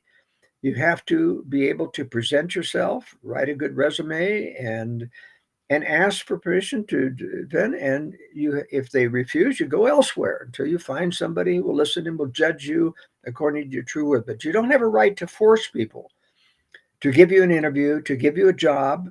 They're not American jobs. They belong to the private individuals who run the companies. And so technically, they can hire or buy products from outside the United States. And I'm very libertarian about that, but the only restriction would be you would not be allowed to do business with an existential enemy. That's why it's very important for a president to declare what are the existential enemies, meaning enemies that are sworn enemies of liberty and the United States that are going to come against us. And so you do not allow trade unless a person can convince you that they can trade with an individual in that country without going through the government, whether black market or anything. That's all right.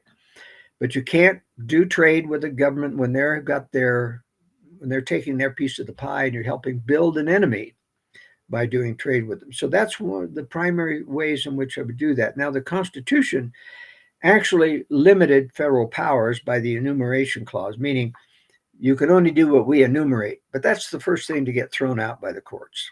through the General Welfare Clause and the Commerce Clause, is that they've expanded the federal government's powers to do everything, and you know where that's led. We now have nearly raw democracy, even though we were a republic and a constitutionally limited democracy or representative government before in the Constitution. You really have to work hard as a president and as a congressman to avoid the lobbyist trap, because you see, it takes millions of dollars to reach people in today's elections. And so when lobbyists come to Blake Moore or other generic conservatives, they end up having to give in to a lot of those things if they're at least good, and give them the benefits they deserve. They think they deserve in a congressional bill, earmarks, if you will. But I don't think that earmarks ought to be allowed. I don't believe there ought to be allowed any continuing resolutions. I think you have to vote. In the first place, a true constitutional, you'd eliminate about 50% of a legislation. So you don't have all of this legislation to deal with. But you should never be allowed to conglomerate all of these bills into one and say, take it or leave it, like the NDA, and you throw in Planned Parenthood into the military bill. So if you want to pass military legislation, you've got to take a poison pill along with it. You're not allowed to do that. I think what's correct, you ought to have time to read every one of those bills, and you ought to be able to vote on them individually rather than a conglomeration of bills called a continuing resolution. All right, so I'm going to ask you this question. Several election cycle back in our election cycle a while ago, who did you vote for? Who did you vote for president last 4 years ago? Well, I did vote for Trump, just because it was such a joke to have Joe Biden in there. And of course, I documented in my World Affairs brief exactly how they stole the election, how many votes they stole from Trump and flipped to Biden, et cetera, et cetera. And even though I knew of Trump's limitations, I thought I would give him a chance. And I would not vote for Donald Trump again. Now, that was I'm sorry, I'm talking about 2016 when I voted for Trump, not 2020. In 2020, I voted for the Constitution Party candidate. And of course, I'm voting for myself in 2024 because I really know how to fix the system and, trying to make a statement. Way back when I voted for Ron Paul, that's when I really had stopped voting for the lesser of two evils and voted for Libertarian a couple of times. And sometimes, even as a Constitution Party member, I would temporarily switch my registration to Republican just if I wanted to get out of office a particular bad congressman or a bad senator, like Orrin Hatch or somebody who, you wanted to, stop compromising and send a message to the Republicans. And then I would switch my allegiance back to the Constitution Party, which, is the only really no compromise party in the United States right now. And unfortunately, they made a mistake in who they allowed to become their national candidate. I'm the Constitution Party candidate on 4 states, but the national party candidate is a professional anti-abortion activist, a rather unprincipled individual who had the audacity to, behind my back, tell a lot of the small evangelical parties in the Constitution Party that I was anti-God because I did an abbreviated version of the platform and didn't put in all the religious material. I cut out 40 pages and turned it down to 7. It wasn't because I was anti-religious, but because religion is the most controversial issue that will divide a party, bar none. And it does. There are certain states in the Constitution Party that won't allow Mormons to run for an office.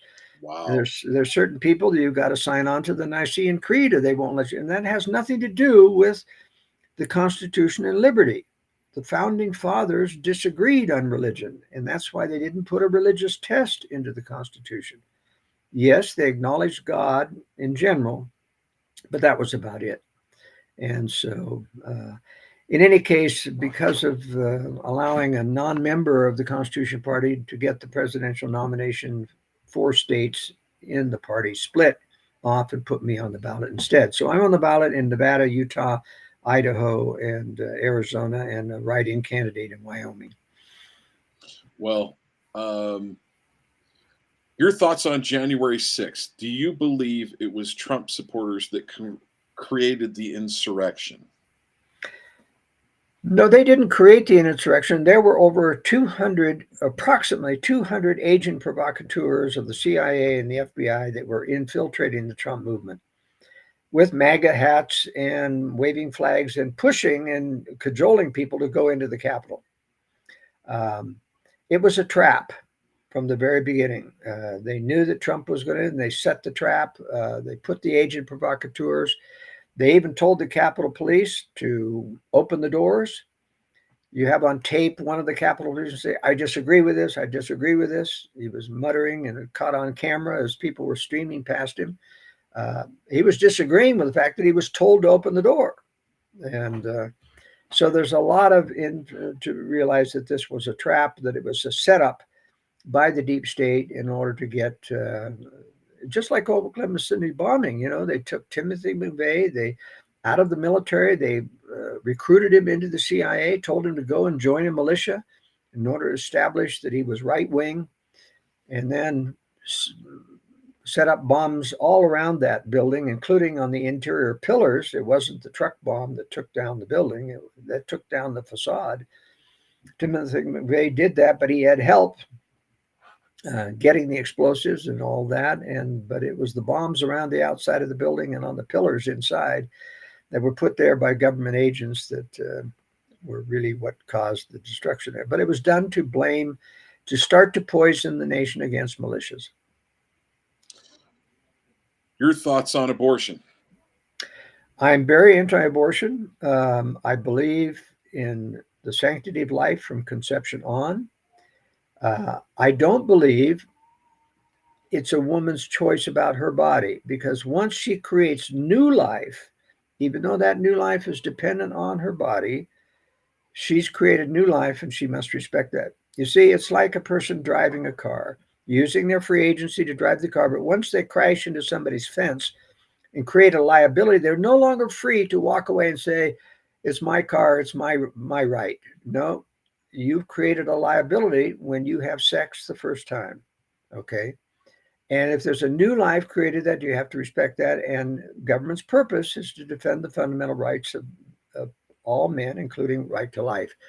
And I believe that's from conception on. So I differ from the libertarians in that. They are somewhat libertine in many regards, and there's a cadre within the libertarian movement that is controlled by the homosexual lobby. And that's why there's a homosexual now running as a libertarian candidate, and a split in the Libertarian Party, because the Ron Paul faction, is not libertine and not pro-homosexual. And so they've, disputed Chase Oliver being the presidential candidate. But in terms of the tough cases, let's take the case of health of the mother. That's easily falsified by pro-abortion doctors to write us and say, the life of the mother. I believe that needs to be highly restrictive. And that is, they have to document completely why, and that they'd be liable to lose their license if they falsely document. So that true threat to the mother life, which is extremely rare, can be an excuse to have an abortion.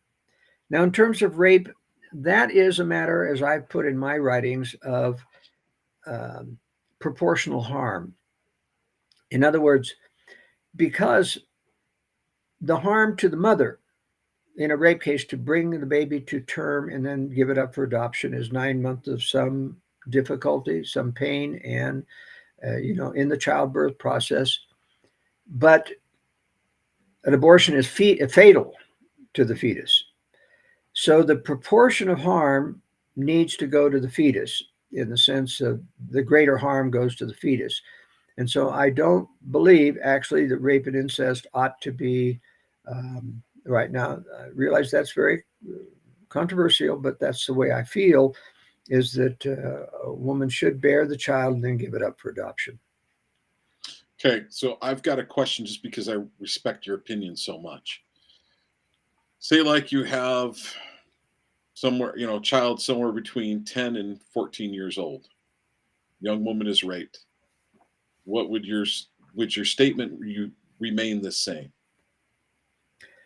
Well, if it's so young that it is a threat to the life of the child, to bear a baby at 10 years old, which I'm not sure, that's hardly possible, but still that would come under the case of, the life of the mother. Certainly the rape itself is a heinous crime. And as Christ said, it's better a millstone be hung around your neck than abuse children like that. And it's happening all the time with pedophilia, etc. These are tough cases, and tough cases make bad law. I'm sure it would have to be an individual case when you get to 12 years old and things, but I don't know. Those are tough cases. I'm not going to be able to opine unless I saw an actual case. We're going to get to somewhere in the, we're getting somewhere in the neighborhood of probably like one in 100,000 or something along those lines. Yeah. But just okay. Side note, I wanted to ask you that your thoughts on education. And now real quickly, we are past 6 o'clock, and I know that you have a consultation. I'm on an interview. Go ahead. I know that at 7 o'clock you have an interview. We had roughly said we'd go to 6. We're like, we got a ways to go. We can end this when you need to, Joel. So Sure. just let me know when you need to end this. But I want your thoughts on education. Well, my education philosophy is very, very strong, and that is that I believe that the only way, all education has values, and majorities ought to never have the right to determine education values. Not even majorities on a school board or anything. It's not the right of a majority to take everybody's money and when there are values involved. You're a popular guy, Joel. Well, I'm trying to let them know that I'm on an interview. But in any case, so the only way to allow values to be fully competing is to take away the tax monopoly of public schools and universities. There's no way that's just. I homeschool all of my children, had to pay for public schools while I did that in property taxes, and that's just not right, because I object to what's being taught. I object to the lack of discipline in public schools. I object to the excessive social interaction in public schools. When we homeschool our children, they turned out so fine a lot because they didn't have to deal with the sexual innuendo that you have ever since you're in primary schools. It's who's dating who's girlfriends and boyfriends with who, and who's necking or petting with who. That's just a diversion from education. So everyone ought to you can have public schools, but they ought to be user fee based so that only those who use them pay for them. And I'll guarantee you wouldn't have these lavish public schools if those that used them had to pay for them. They would be on an equal basis with private schooling. And I'll tell you, private schooling would flourish under that because people with money would prefer. Now, if you try to make the case that what about the absolute poor who can't homeschool? Well, almost anybody can homeschool, especially if you don't have an inflationary economy where it takes two parents working to survive, that you can have a living wage just by being a skilled worker, etc. And by the way, in terms of living wage, not everybody needs a living wage at every time in life. When you're living with your parents, you don't need a full living wage because you're living with your parents and they're providing your food and your housing and things. So this notion that everybody has to have a living wage is nonsense. And even adults can live with relatives sometimes when they have financial difficulties. It happens all the time. But I think in terms of education, if you had to compromise about that, I would recommend something like 1st to 5 grades only, and only reading, writing, and arithmetic, period. That's it. You can't teach anything else. As valueless as you can, to give people at least they're fluent, they can speak English, they can write, they can spell, and they can do basic arithmetic. They can go out and get a job. they can go out and self-learn from that. They can make it in life. But everything in public education has very deleterious woke values now. And that's why conservatives that send their students to public schools almost always end up being liberal or leftist or worse, even at conservative universities who have become woke now because of the credentials aspect. That's how the medical system is controlled, by the credentials, by the medical schools. I believe, for example, you can have government licensing of lawyers and doctors, but it can't be exclusive. You ought to be able to go through a private entity and have private licensing, even in law, that must be accepted by the courts. They cannot discriminate against government licensing versus private licensing. And then let the people judge whether or not that licensing is any good anymore or not. And that's how you get education freedom and medical freedom. So take away the public school monopoly on tax money and let people who pay for the education that they want.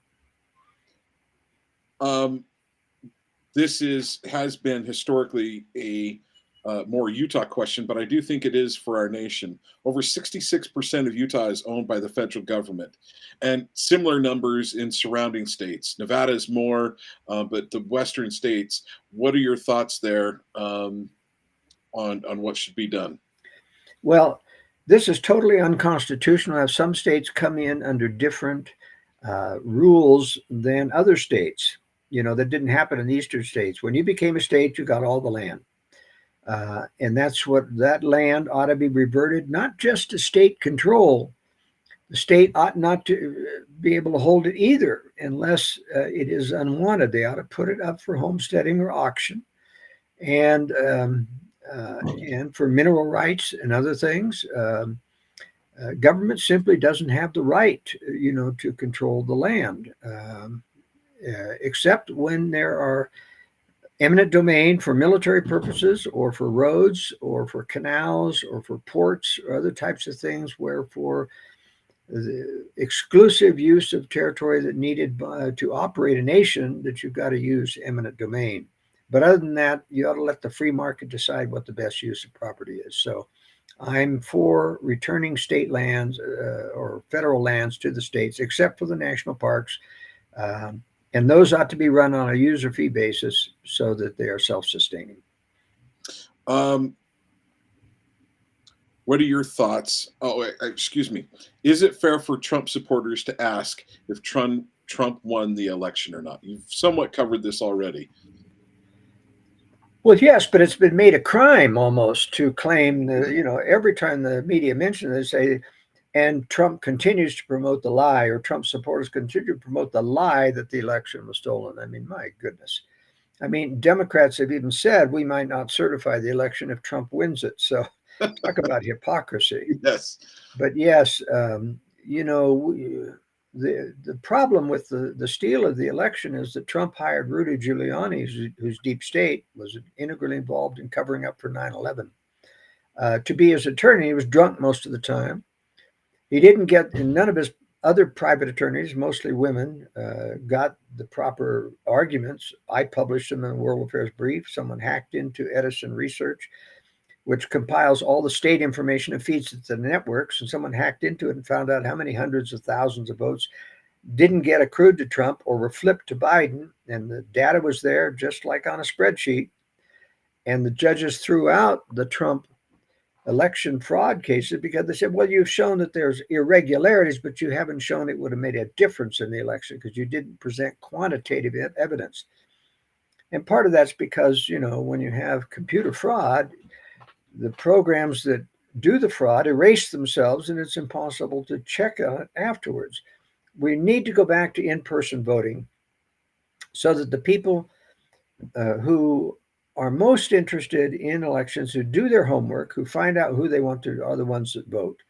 I'm not for mail-in ballots, especially where you can do ballot harvesting and have people go house to house and help people fill out their ballots. And, voting ought to be by the active, by citizens who know what they're doing. And I'm also, if I were president, I would try to reform our citizenship system so we have citizenship by qualification, not birth. even for people legitimately born in the U.S. I'm not talking about illegals who drop a baby in the United States are considered. That was by court interpretation of the 14th Amendment. That is not law of the land.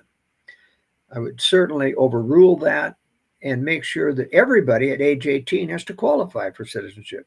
And that is that you got to pass the test. Now, the answers are all there, but you got to know what the limitations of government are.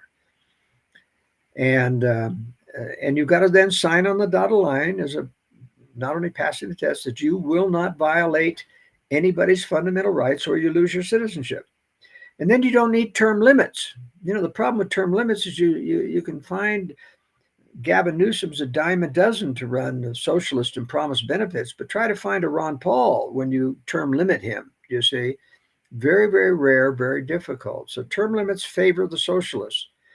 Unless you have qualified citizens, or you I would also say it favors the big parties as well. If you have term limits, then it's the political minutia machine that gets people in even more so that way. That's my opinion. Yeah, that's right. But we need to be able to disqualify people from Congress if they try to take away people's rights through legislation. And that's the biggest deterrence from bad legislation, is to have it ruled even before it passes that this violates the Constitution. I don't believe you have to have standing by being damaged by it. I think you ought to be able to challenge any law as to its constitutionality before it's passed, or after it's passed, even before the damage is done. We've covered this a little bit. Your thoughts on immigration? Well, I believe that we ought to switch back to an old sponsorship thing, but with consequences. That is, you can bring anyone in as long as you're willing to take total responsibility for their care, their employment for 5 years, and for any criminal acts, you become liable for them. Now, I'll tell you, you would vet people very carefully if you were liable for their actions for 5 years. You'd vet people very carefully. And then you'd have only the best coming in. Then you'd be able to have agricultural workers. You could have guest programs and take them back. If you didn't want the liability, you could take liability for the 6 months that they're in there harvesting crops, and then they have to go back. And you make sure that you provide transportation back for them. And you become responsible if they escape. And if your citizenship was on the line with qualified citizenship, you're going to make sure that you only hire trustworthy people. Now, that's how to solve the immigration problem. Without a wall, actually. Because a wall keeps people in, and you could have a Soviet system whereby you can't escape either, which could be a problem. Your opinion on the Second Amendment and red flag laws? Well, technically, there's nothing wrong with a red flag law if a person is really, truly dangerous and has threatened people or is mentally incompetent.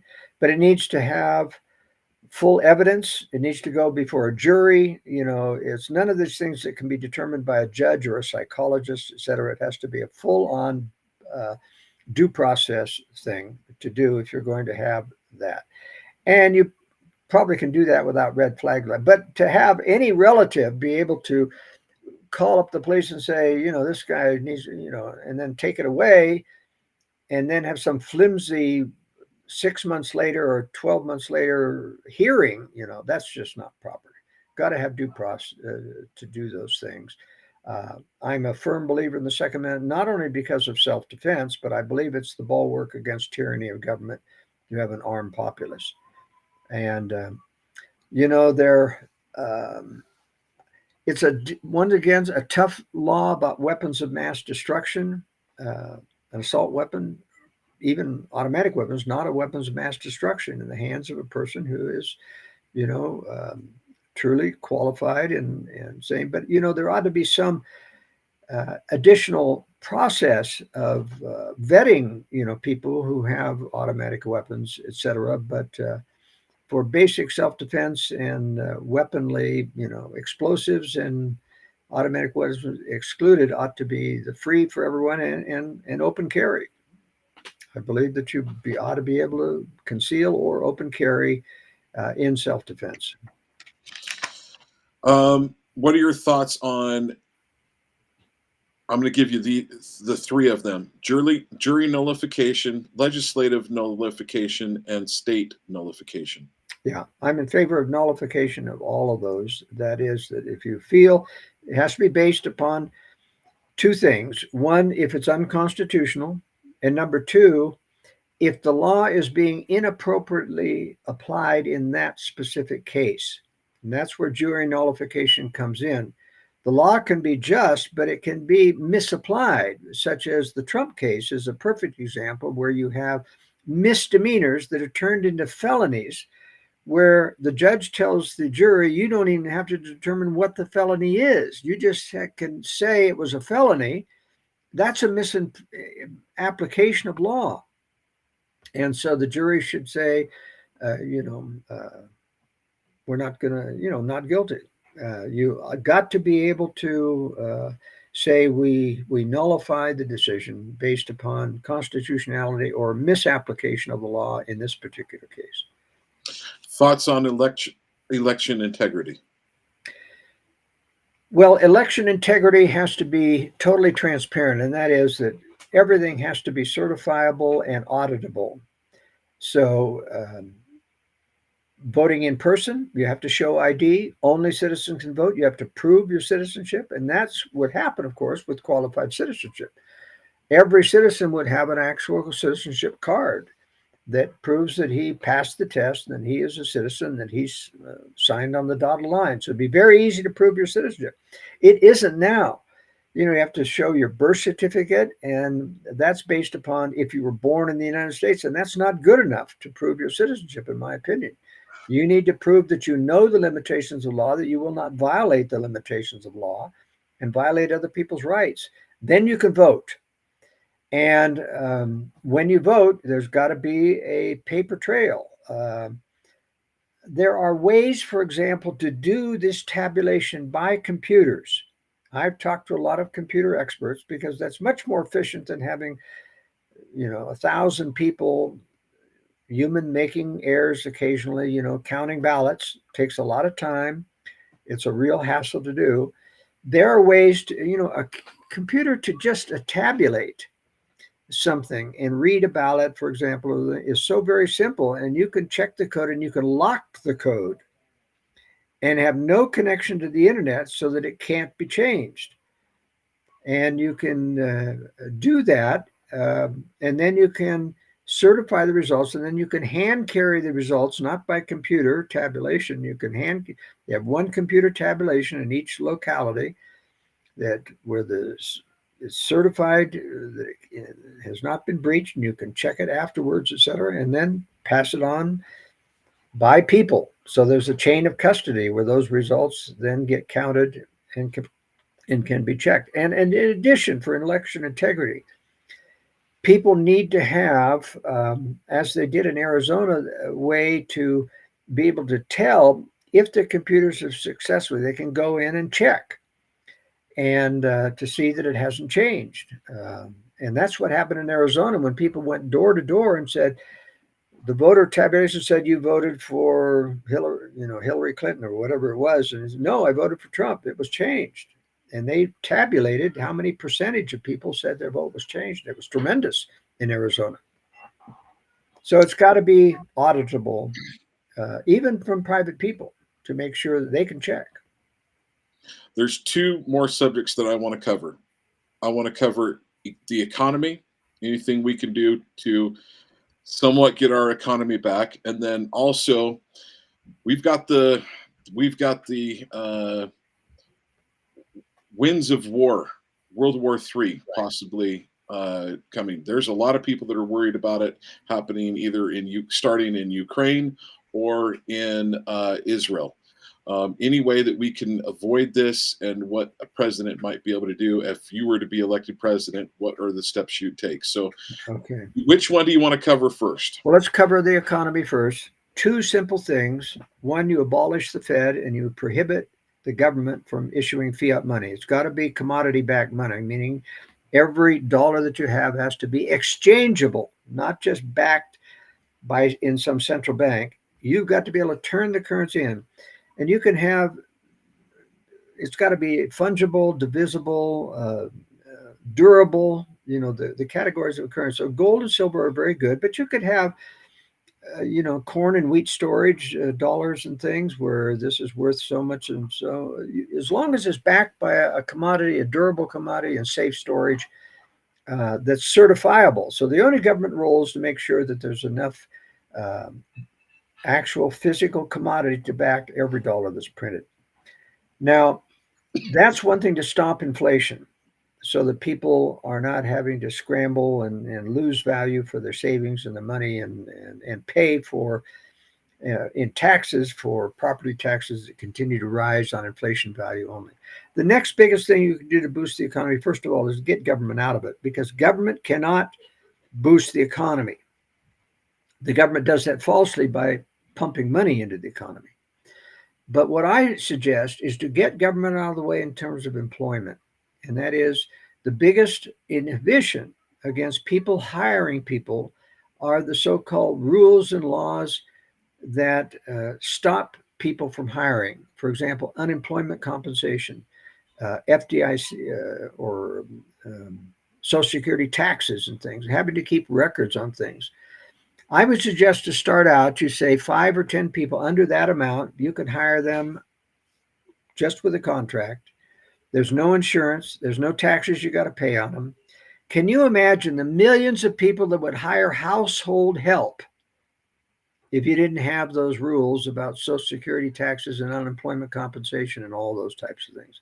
And if you have to lay them off in underemployment, you get penalized. You pay a higher tax rate. Even if it's the government. When I ran a design firm and we, had government manipulate the interest rates upwards so that buildings stopped, and I had to lay off draftsmen, I was penalized as if it were my fault, you see. That's the problem with these laws. But then when it showed to be a huge boon and success for under 10, you could expand it to under 15, under 20, and you could then realize that whether it's minimum wage or anything else, that stops the lower tier from being hired, these rules and regulations. So that's how to boost the economy. And going to the war issue, this is the most important thing that my specialized knowledge about the phony fall of the Soviet Union is there to help conservatives, because conservatives have been fooled by the war on terror. Remember Vietnam. Now, Vietnam, I was in Vietnam, and that war was sabotaged by our own government.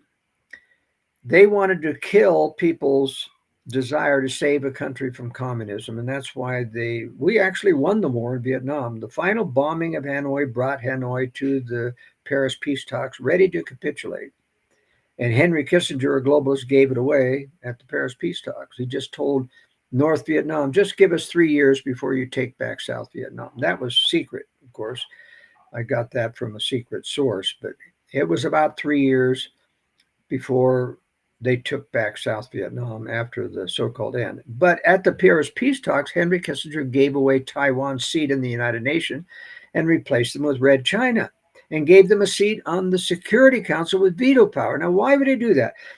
China was a belligerent in the war, was supplying that in Russia all of the materiel for Vietnam, and we weren't allowed to mine the harbor of Haiphong lest we destroy one of Chinese ships and create a nuclear war. Baloney, it wouldn't have created a nuclear war. China wasn't ready to go to war, and neither was Russia then. But we sabotaged the war with safe havens, just like in the Korean War. We had safe havens across the Yalu River for the Chinese that we couldn't bomb. And as soon as we began to win the war, the United Nations called for a ceasefire at the 38th parallel. And that's why we have the ongoing Korean War situation today. So these are no-win wars. And when the war on terror came along by the deep state creating 9/11, they had determined to go after Iraq and Afghanistan even before 9/11. Secretary O'Neill of the George W. Bush administration said, I was in a meeting in August where they said, we're going to go into Iraq and Afghanistan. We just have to wait for a suitable provocation.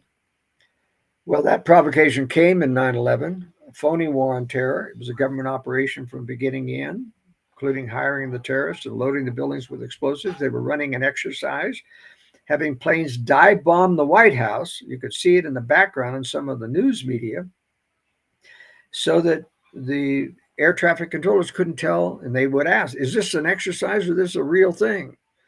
and they were confused and they diverted fighters. I mean, it was a terrible thing.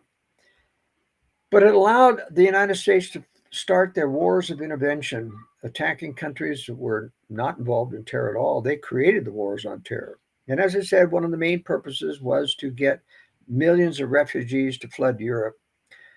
Another of the purposes was to create the image of the Americas in the Muslim world as the bully of the world, because that foments and allows and helps Russia and China to finally attack the United States as the bully of the world. We have a bad reputation around the world, especially among the Muslim countries. But it will not start in Saudi Arabia or Israel or Palestine, etc., because China doesn't have a reason to be involved there. And that's the reason it won't start in Ukraine, is that Russia has threatened to nuke the West almost a dozen times now and never followed through. And he can't follow through because he can't nuke the West unless he can occupy afterwards. If you can't occupy, they simply rebuild and come back after you. And Russia doesn't have the troops to occupy all of Ukraine, let alone Western Europe, let alone the United States. It has to wait for China. Now, unfortunately, because of the phony war on terror and going after countries that had nothing to do with the war, including Osama bin Laden, he wasn't in charge of 9/11. He was a CIA asset. In fact, the videos of him admitting to 9/11 were CIA lookalikes.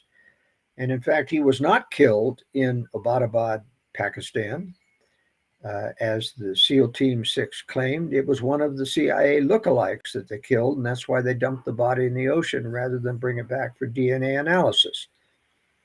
In any case, there's a lot of falsification that has gone on, but the biggest way in which conservatives have been fooled, including my good friend Ron Paul, is that they've come to believe after the phony war on terror that anyone the deep state globalists are against must be innocent, like Iraq, Afghanistan, Libya, Syria.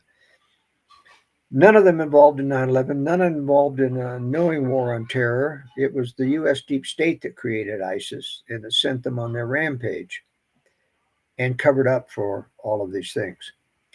But it's interesting that the deep state did not create the phony fall of the Soviet Union.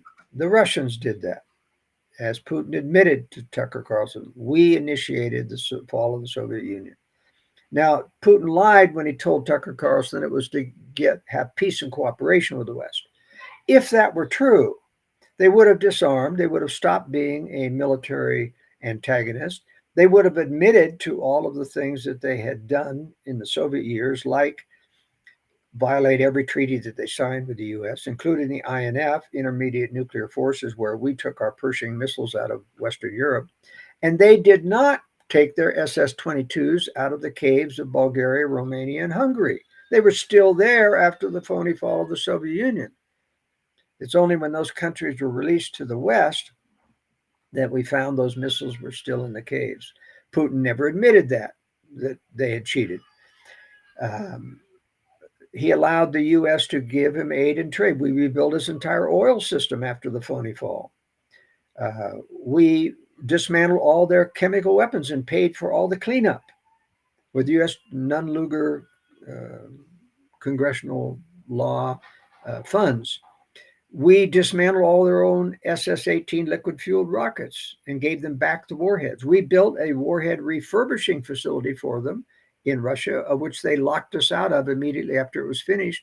So we couldn't tell if they were refurbishing it into nuclear fuel as they had promised, or whether they were refurbishing it for more nuclear weapons. And guess which one they did, of course. Well, my guess would be they made new warheads. Now, in addition, before the phony fall of the Soviet Union, the Russians moved hundreds of thousands of Russians into Ukraine, in the Donbass, and into Crimea. They put those two areas, which were part of Russian territory, into the borders of Ukraine before the phony fall, so that they would have an excuse to invade again and to reconstitute the Soviet Union. You see, conservatives don't know these conspiratorial facts. They put hundreds of thousands of Russians into the Baltic states, which are part of NATO now. So they've got a whole bunch of Russians in there that are claiming they're being antagonized, and they were going to be next after Ukraine But the globalists, interestingly enough, even though they built, and I talk about this in my history of the deep state, at joelskousen.com, if you go down to the video section, you can see my 10-point series on the history of the deep state I did with Lost Art Radios, where I cover this in detail. But the Soviets put Russians into these areas so that knowing that they would have to have an excuse to go back and reconstitute the Soviet Union after they've gotten the aid and trade from the West to catch back up militarily. And that was the reason for the phony fall. They were losing the race. Reagan really had nothing to do with it. Him telling Gorbachev, tear down this wall, had nothing to do with it. But they gave the credit to Reagan to get conservatives on board. But conservatives haven't studied their conspiratorial history. They don't remember that it was Western globalists that financed the Bolshevik Revolution. It was Western globalists that cut off the military aid to the White Russian army so that the Bolsheviks were successful militarily. They don't tell the American people that it was George Catlett Marshall, a globalist, that cut off military aid to Chiang Kai-shek to let Mao Zedong win in China. That's why we have a communist China today. George Catlett Marshall cutting off military aid. We gave Russia, after the war had ended in World War II, through Lend-Lease, we gave them the rest of the nuclear plans to the nuclear weapons that they couldn't steal in the Manhattan Project. That was courtesy of communists within the Truman administration. And it didn't stop there. We gave them the first shipment of enriched uranium. So because they had the plans, but they didn't know how to enrich uranium. So we gave them the first shipment so that they could explode their first nuclear weapon by 1949. We gave them the miniature ball bearing technology during the Nixon administration when Henry Kissinger, a globalist, who was his handler, was his national security advisor. We gave Russia the miniature ball bearing technology to create the gyros that allow them to MIRV their missiles, meaning multiple independent warheads. We did all that. Globalists within our government, the deep state, created these enemies. But, and this is what conservatives need to understand, before the World War III, which they want, they've been building Russia and China because they need a third world war to get us into a global government. They've been building these two enemies, but before the war starts, they have to switch sides and start to condemn Russia and China. Now remember that. Before the war starts, they have to turn the tide and start. So even though it galls conservatives who know that the mainstream media lies about everything, they are not lying about Russia being the enemy now. Why? Because they switch sides. They, instead of protecting Russia, instead of all during the Cold War giving excuses for why we don't want to go against Russia, China might cause a nuclear war. We don't want to, challenge Russia in Cuba or in Nicaragua. They have to switch sides and start to condemn the very enemies they built so they don't get blamed when it happens in World War III. Now, they started in earnest when Trump was elected in 2016 to blame it on Russia, and they've kept blaming it. So even though it galls conservatives, and they've uniformly against the war on Ukraine, the deep state is actually doing the right thing by weakening Russia before Third World War starts and finding out through this war what are the weaknesses so they can take advantage of those weaknesses when the actual war starts. So, do I support the war on Ukraine? I support undermining Russia. I support a proxy war in that regard because it keeps Russia from nuking the West until they can wait for China. But in addition, you've got to remember that Putin lied again when he said, I object to Ukraine joining NATO. Look, he didn't purge any of the communists out of any of the countries when they faked their own demise in 1989 and 91. So there are plenty of communist spies in NATO, in Poland, Romania, Hungary, which are all members of NATO. All right, there are plenty of spies. So Putin doesn't mind if they join NATO. He's got spies to boot. And he's already got NATO on his border in the Baltics. So this is a lie, too, about having NATO on my border. And why? Because you don't have to have nuclear weapons on your border. They can hit you from the United States. You see, this is all ridiculous, but no conservatives have heard the proper arguments except what I put forward in the World Affairs Brief. But more than that, the so-called Western coup of Ukraine in 2014 was not a Western coup other than financing the protest. And it wasn't $5 billion by Victoria Nuland. It was maybe a fifth of that. That was the whole budget for all of the democracy movements in Eastern Europe. But the point is, even though the West financed it, it was the communist president that pulled off the coup and made it happen and made it a success. How did he do it? Well, the coup was going on for about 9 months in the Maidan Square in Kiev, burning tires to keep warm during the winter, having to smuggle food in to keep alive. They were surrounded by the Berkut, the riot police, run by the communists, who had tortured protesters, who had shot some protesters. So the protesters couldn't escape. But in February of 2014, the communist president, Viktor Yanukovych, had a meeting with what he claimed were the 3 protest leaders, made a deal that he was going to step down in charge of a interim government. And the protesters in the square refused to accept it, said those 3 protest leaders aren't our leaders, so we don't accept this. That was on a Thursday. On Friday morning, the protesters woke up and the Berkut were gone. They were nowhere to be seen. They were not even guarding the presidential palace. The protesters were free to walk free. It wasn't a Western coup because only the communists could have given orders for the Berkut to stand down. Just like Moscow gave orders to stand down the Stasi and the KGB in the phony fall of the Soviet Union. This is their mantra. This is their modus operandi, their MO. And then the president said he was fleeing for his life on Saturday, even though the protesters were not armed and the communist-run government in the Rada, the parliament, ousted their own president. Then why would the communist majority do that? That's like the protesters in January 6th going up to the Capitol and the no Capitol police. Could they have removed the police? And It's like the Democrat-run Congress removing Barack Obama as president or removing Joe Biden as president. How believable would that be? Would that be a Western coup? Come on. This was not a Western coup. This was a communist coup. Blame it on the West, and I'll tell you why he needed to do that. Now, the Russian people were already in the eastern Ukraine and Crimea and Donbass, claiming that they've been persecuted because they're part of a Ukrainian government that speaks Ukrainian, slightly different than Russian. So here's what happened. There was an interim president for 2 months, Yaschenuk. And then they had a new election. And a man named Petro Poroshenko got elected who claimed to be a Ukrainian nationalist. But he wasn't. He's a Putin acolyte. All his best friends are Russian oligarchs. He was faking being a Ukrainian nationalist. Just like all the other prime ministers before that, after the phony fall had faked. Yulia Tymoshenko and others. They were all corrupt. They all made themselves wealthy, become the president. You see, corruption is endemic because when they fake their own demise, they didn't purge any of the communists. So that's why there's so much corruption in Ukraine. They never purged the communists out of there. But that doesn't mean that the Ukrainian people deserve to live under the reformed Soviet Union under Vladimir Putin.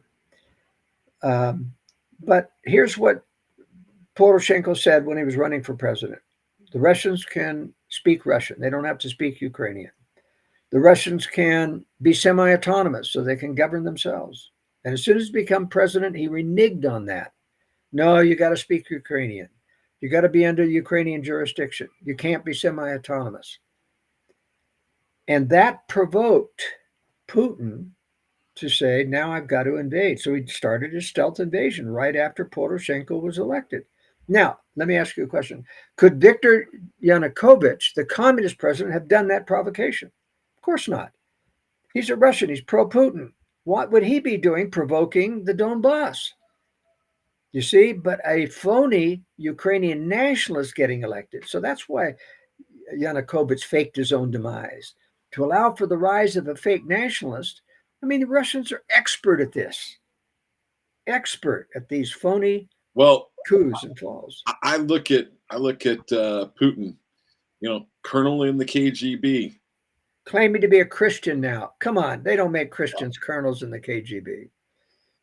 Yeah, I have That's I have a hard time buying that. It's just a convenience that he's calling himself a But you Christian. see now, almost all Republicans are against the war on Ukraine, not realizing the deep state is actually switching side because this war is imminent. It won't happen, by the way, until China strikes Taiwan, because that's a trigger event for World War III. Because Kim Jong Un has vowed to come to the aid of China if we try to intervene, and they're going to attack South Korea. He's rattling sabers right now as we speak. Won't happen until China gets them the go-ahead, and China won't give them the go-ahead until they're ready to take on the full West in World War III, and that won't be till at least 2027, but that's getting closer. Next year, we're going to be 2 years away from 2027, and it could be longer because we don't know when China's ready. We don't know when the trigger event. But let me assure your listeners, all three predator centers, Russia, China, and the Western globalists, want this war. The Western globalists want it to get us, and they want to allow China and Russia to strike the U.S. military. They know that they're not going to strike cities per se, just the military in the first strike. That allows our government to come out of their bunkers and say, our military has been decapitated. Now we have to join a militarized global government to prosecute this war. It'll be like 9/11 all over. Who's going to protest? Everyone, save us from these terrorists, the government. So that's how it's going to happen, and that's why I am very adamant about knowing how to prepare and what the government must do to warn the people to start to prepare. The government's preparing. They're building lots of underground new nuclear bunkers because they know the Russians and Chinese know where all the existing ones are. But they're not telling the American people, neither is the media. But they are saying the correct thing when they're attacking Russia as a future enemy. And eventually they'll start to really attack China. They can't right now because 80% of our goods come from China, including a lot of our military components. Do you think they're going to leave that in place, or do you think they're going to change it before this war happens? Well, because of the COVID restrictions and China's inability to supply the supply chain, a lot of corporations are starting now to come back to the U.S. and start to manufacture here. So that's already starting to change. But we remember this war is going to start with an EMP strike. So whether you have Chinese goods or not, it's not going to get here because the ports are going to be closed. There's no trucking. When the electricity goes down, it's all over, folks, in terms of social order and even the government being able to control things. They could very well lose control in this third world war. But there's going to be massive social unrest and people have to prepare. That's why I wrote the book Strategic Relocation, North American Guide to Safe Places and the Secure Home. People are going to need a safe room or shelter concealed in underground spaces so that they can get out of the way. I mean, you're not going to be able to shoot all the rioters and protesters coming down the street, pillaging house to house. You're going to have to get out of the way. So I'm running for president to educate people on the threats. When they happen, they're going to know that only one candidate warned them about these things, and that was me. And hopefully they'll listen to me and my warnings and preparations about the future. The Lord will always save a remnant. It's not the end of the world. Although you're never going to see a World Economic Forum AI robotic society. You're never going to see that because when the electricity goes down, you can't have digital currency. You can't have AI. You can't have robots. You can't have any of that stuff. So cash will be king when the grid goes down. Gold, forget about it being a barter item. It's too expensive. You can't get change for $2,000 or $3,000 gold coin now. Silver dollars might be okay, but it'll take a long time before people get used to it, to recognize it. Cash will be king, and then barter. That's why I recommend people eliminate the future need for money by stockpiling. Everything that you need and use, you eliminate your future need of money. And that's only as good as the safe rooms that you have to store that stuff so it doesn't get stolen from you. So it's a complex situation. It's not black and white. The globalists play both sides. Russia and China play both sides. You got to be savvy. You got to know your conspiratorial history. And that's the advantage that I give to the world in running for president. Well, Joel, I'm going to say thank you so much for joining me today. We need to get you going so you can make commitments that you've made to other people. Yes. Thank you for staying so long. did not anticipate you taking this long. I told you, I think we're going to go a little long today, but I didn't think we'd go this long. So well, it's been a pleasure, John. Yeah. I look forward to chatting with you over the coming months. And the last, actually, there is one last question that I ask everybody. If you wind up being nominated as president, will you promise to come on and talk with John? Sure. Be happy to. All right. Okay, John. Well, I'm going to end this. If you'd stay on for just a moment with me, I'm going to end the stream now. So I'm going to say sign off to everybody, and I'm going to say this has been Main Street Media Utah, KMMU. We're live on X, YouTube, and Rumble, and you can go to our website, kmmu.org, to visit not only this show, but other shows. It's been my privilege to have Joel Skousen join us. Joel Skousen, thank you.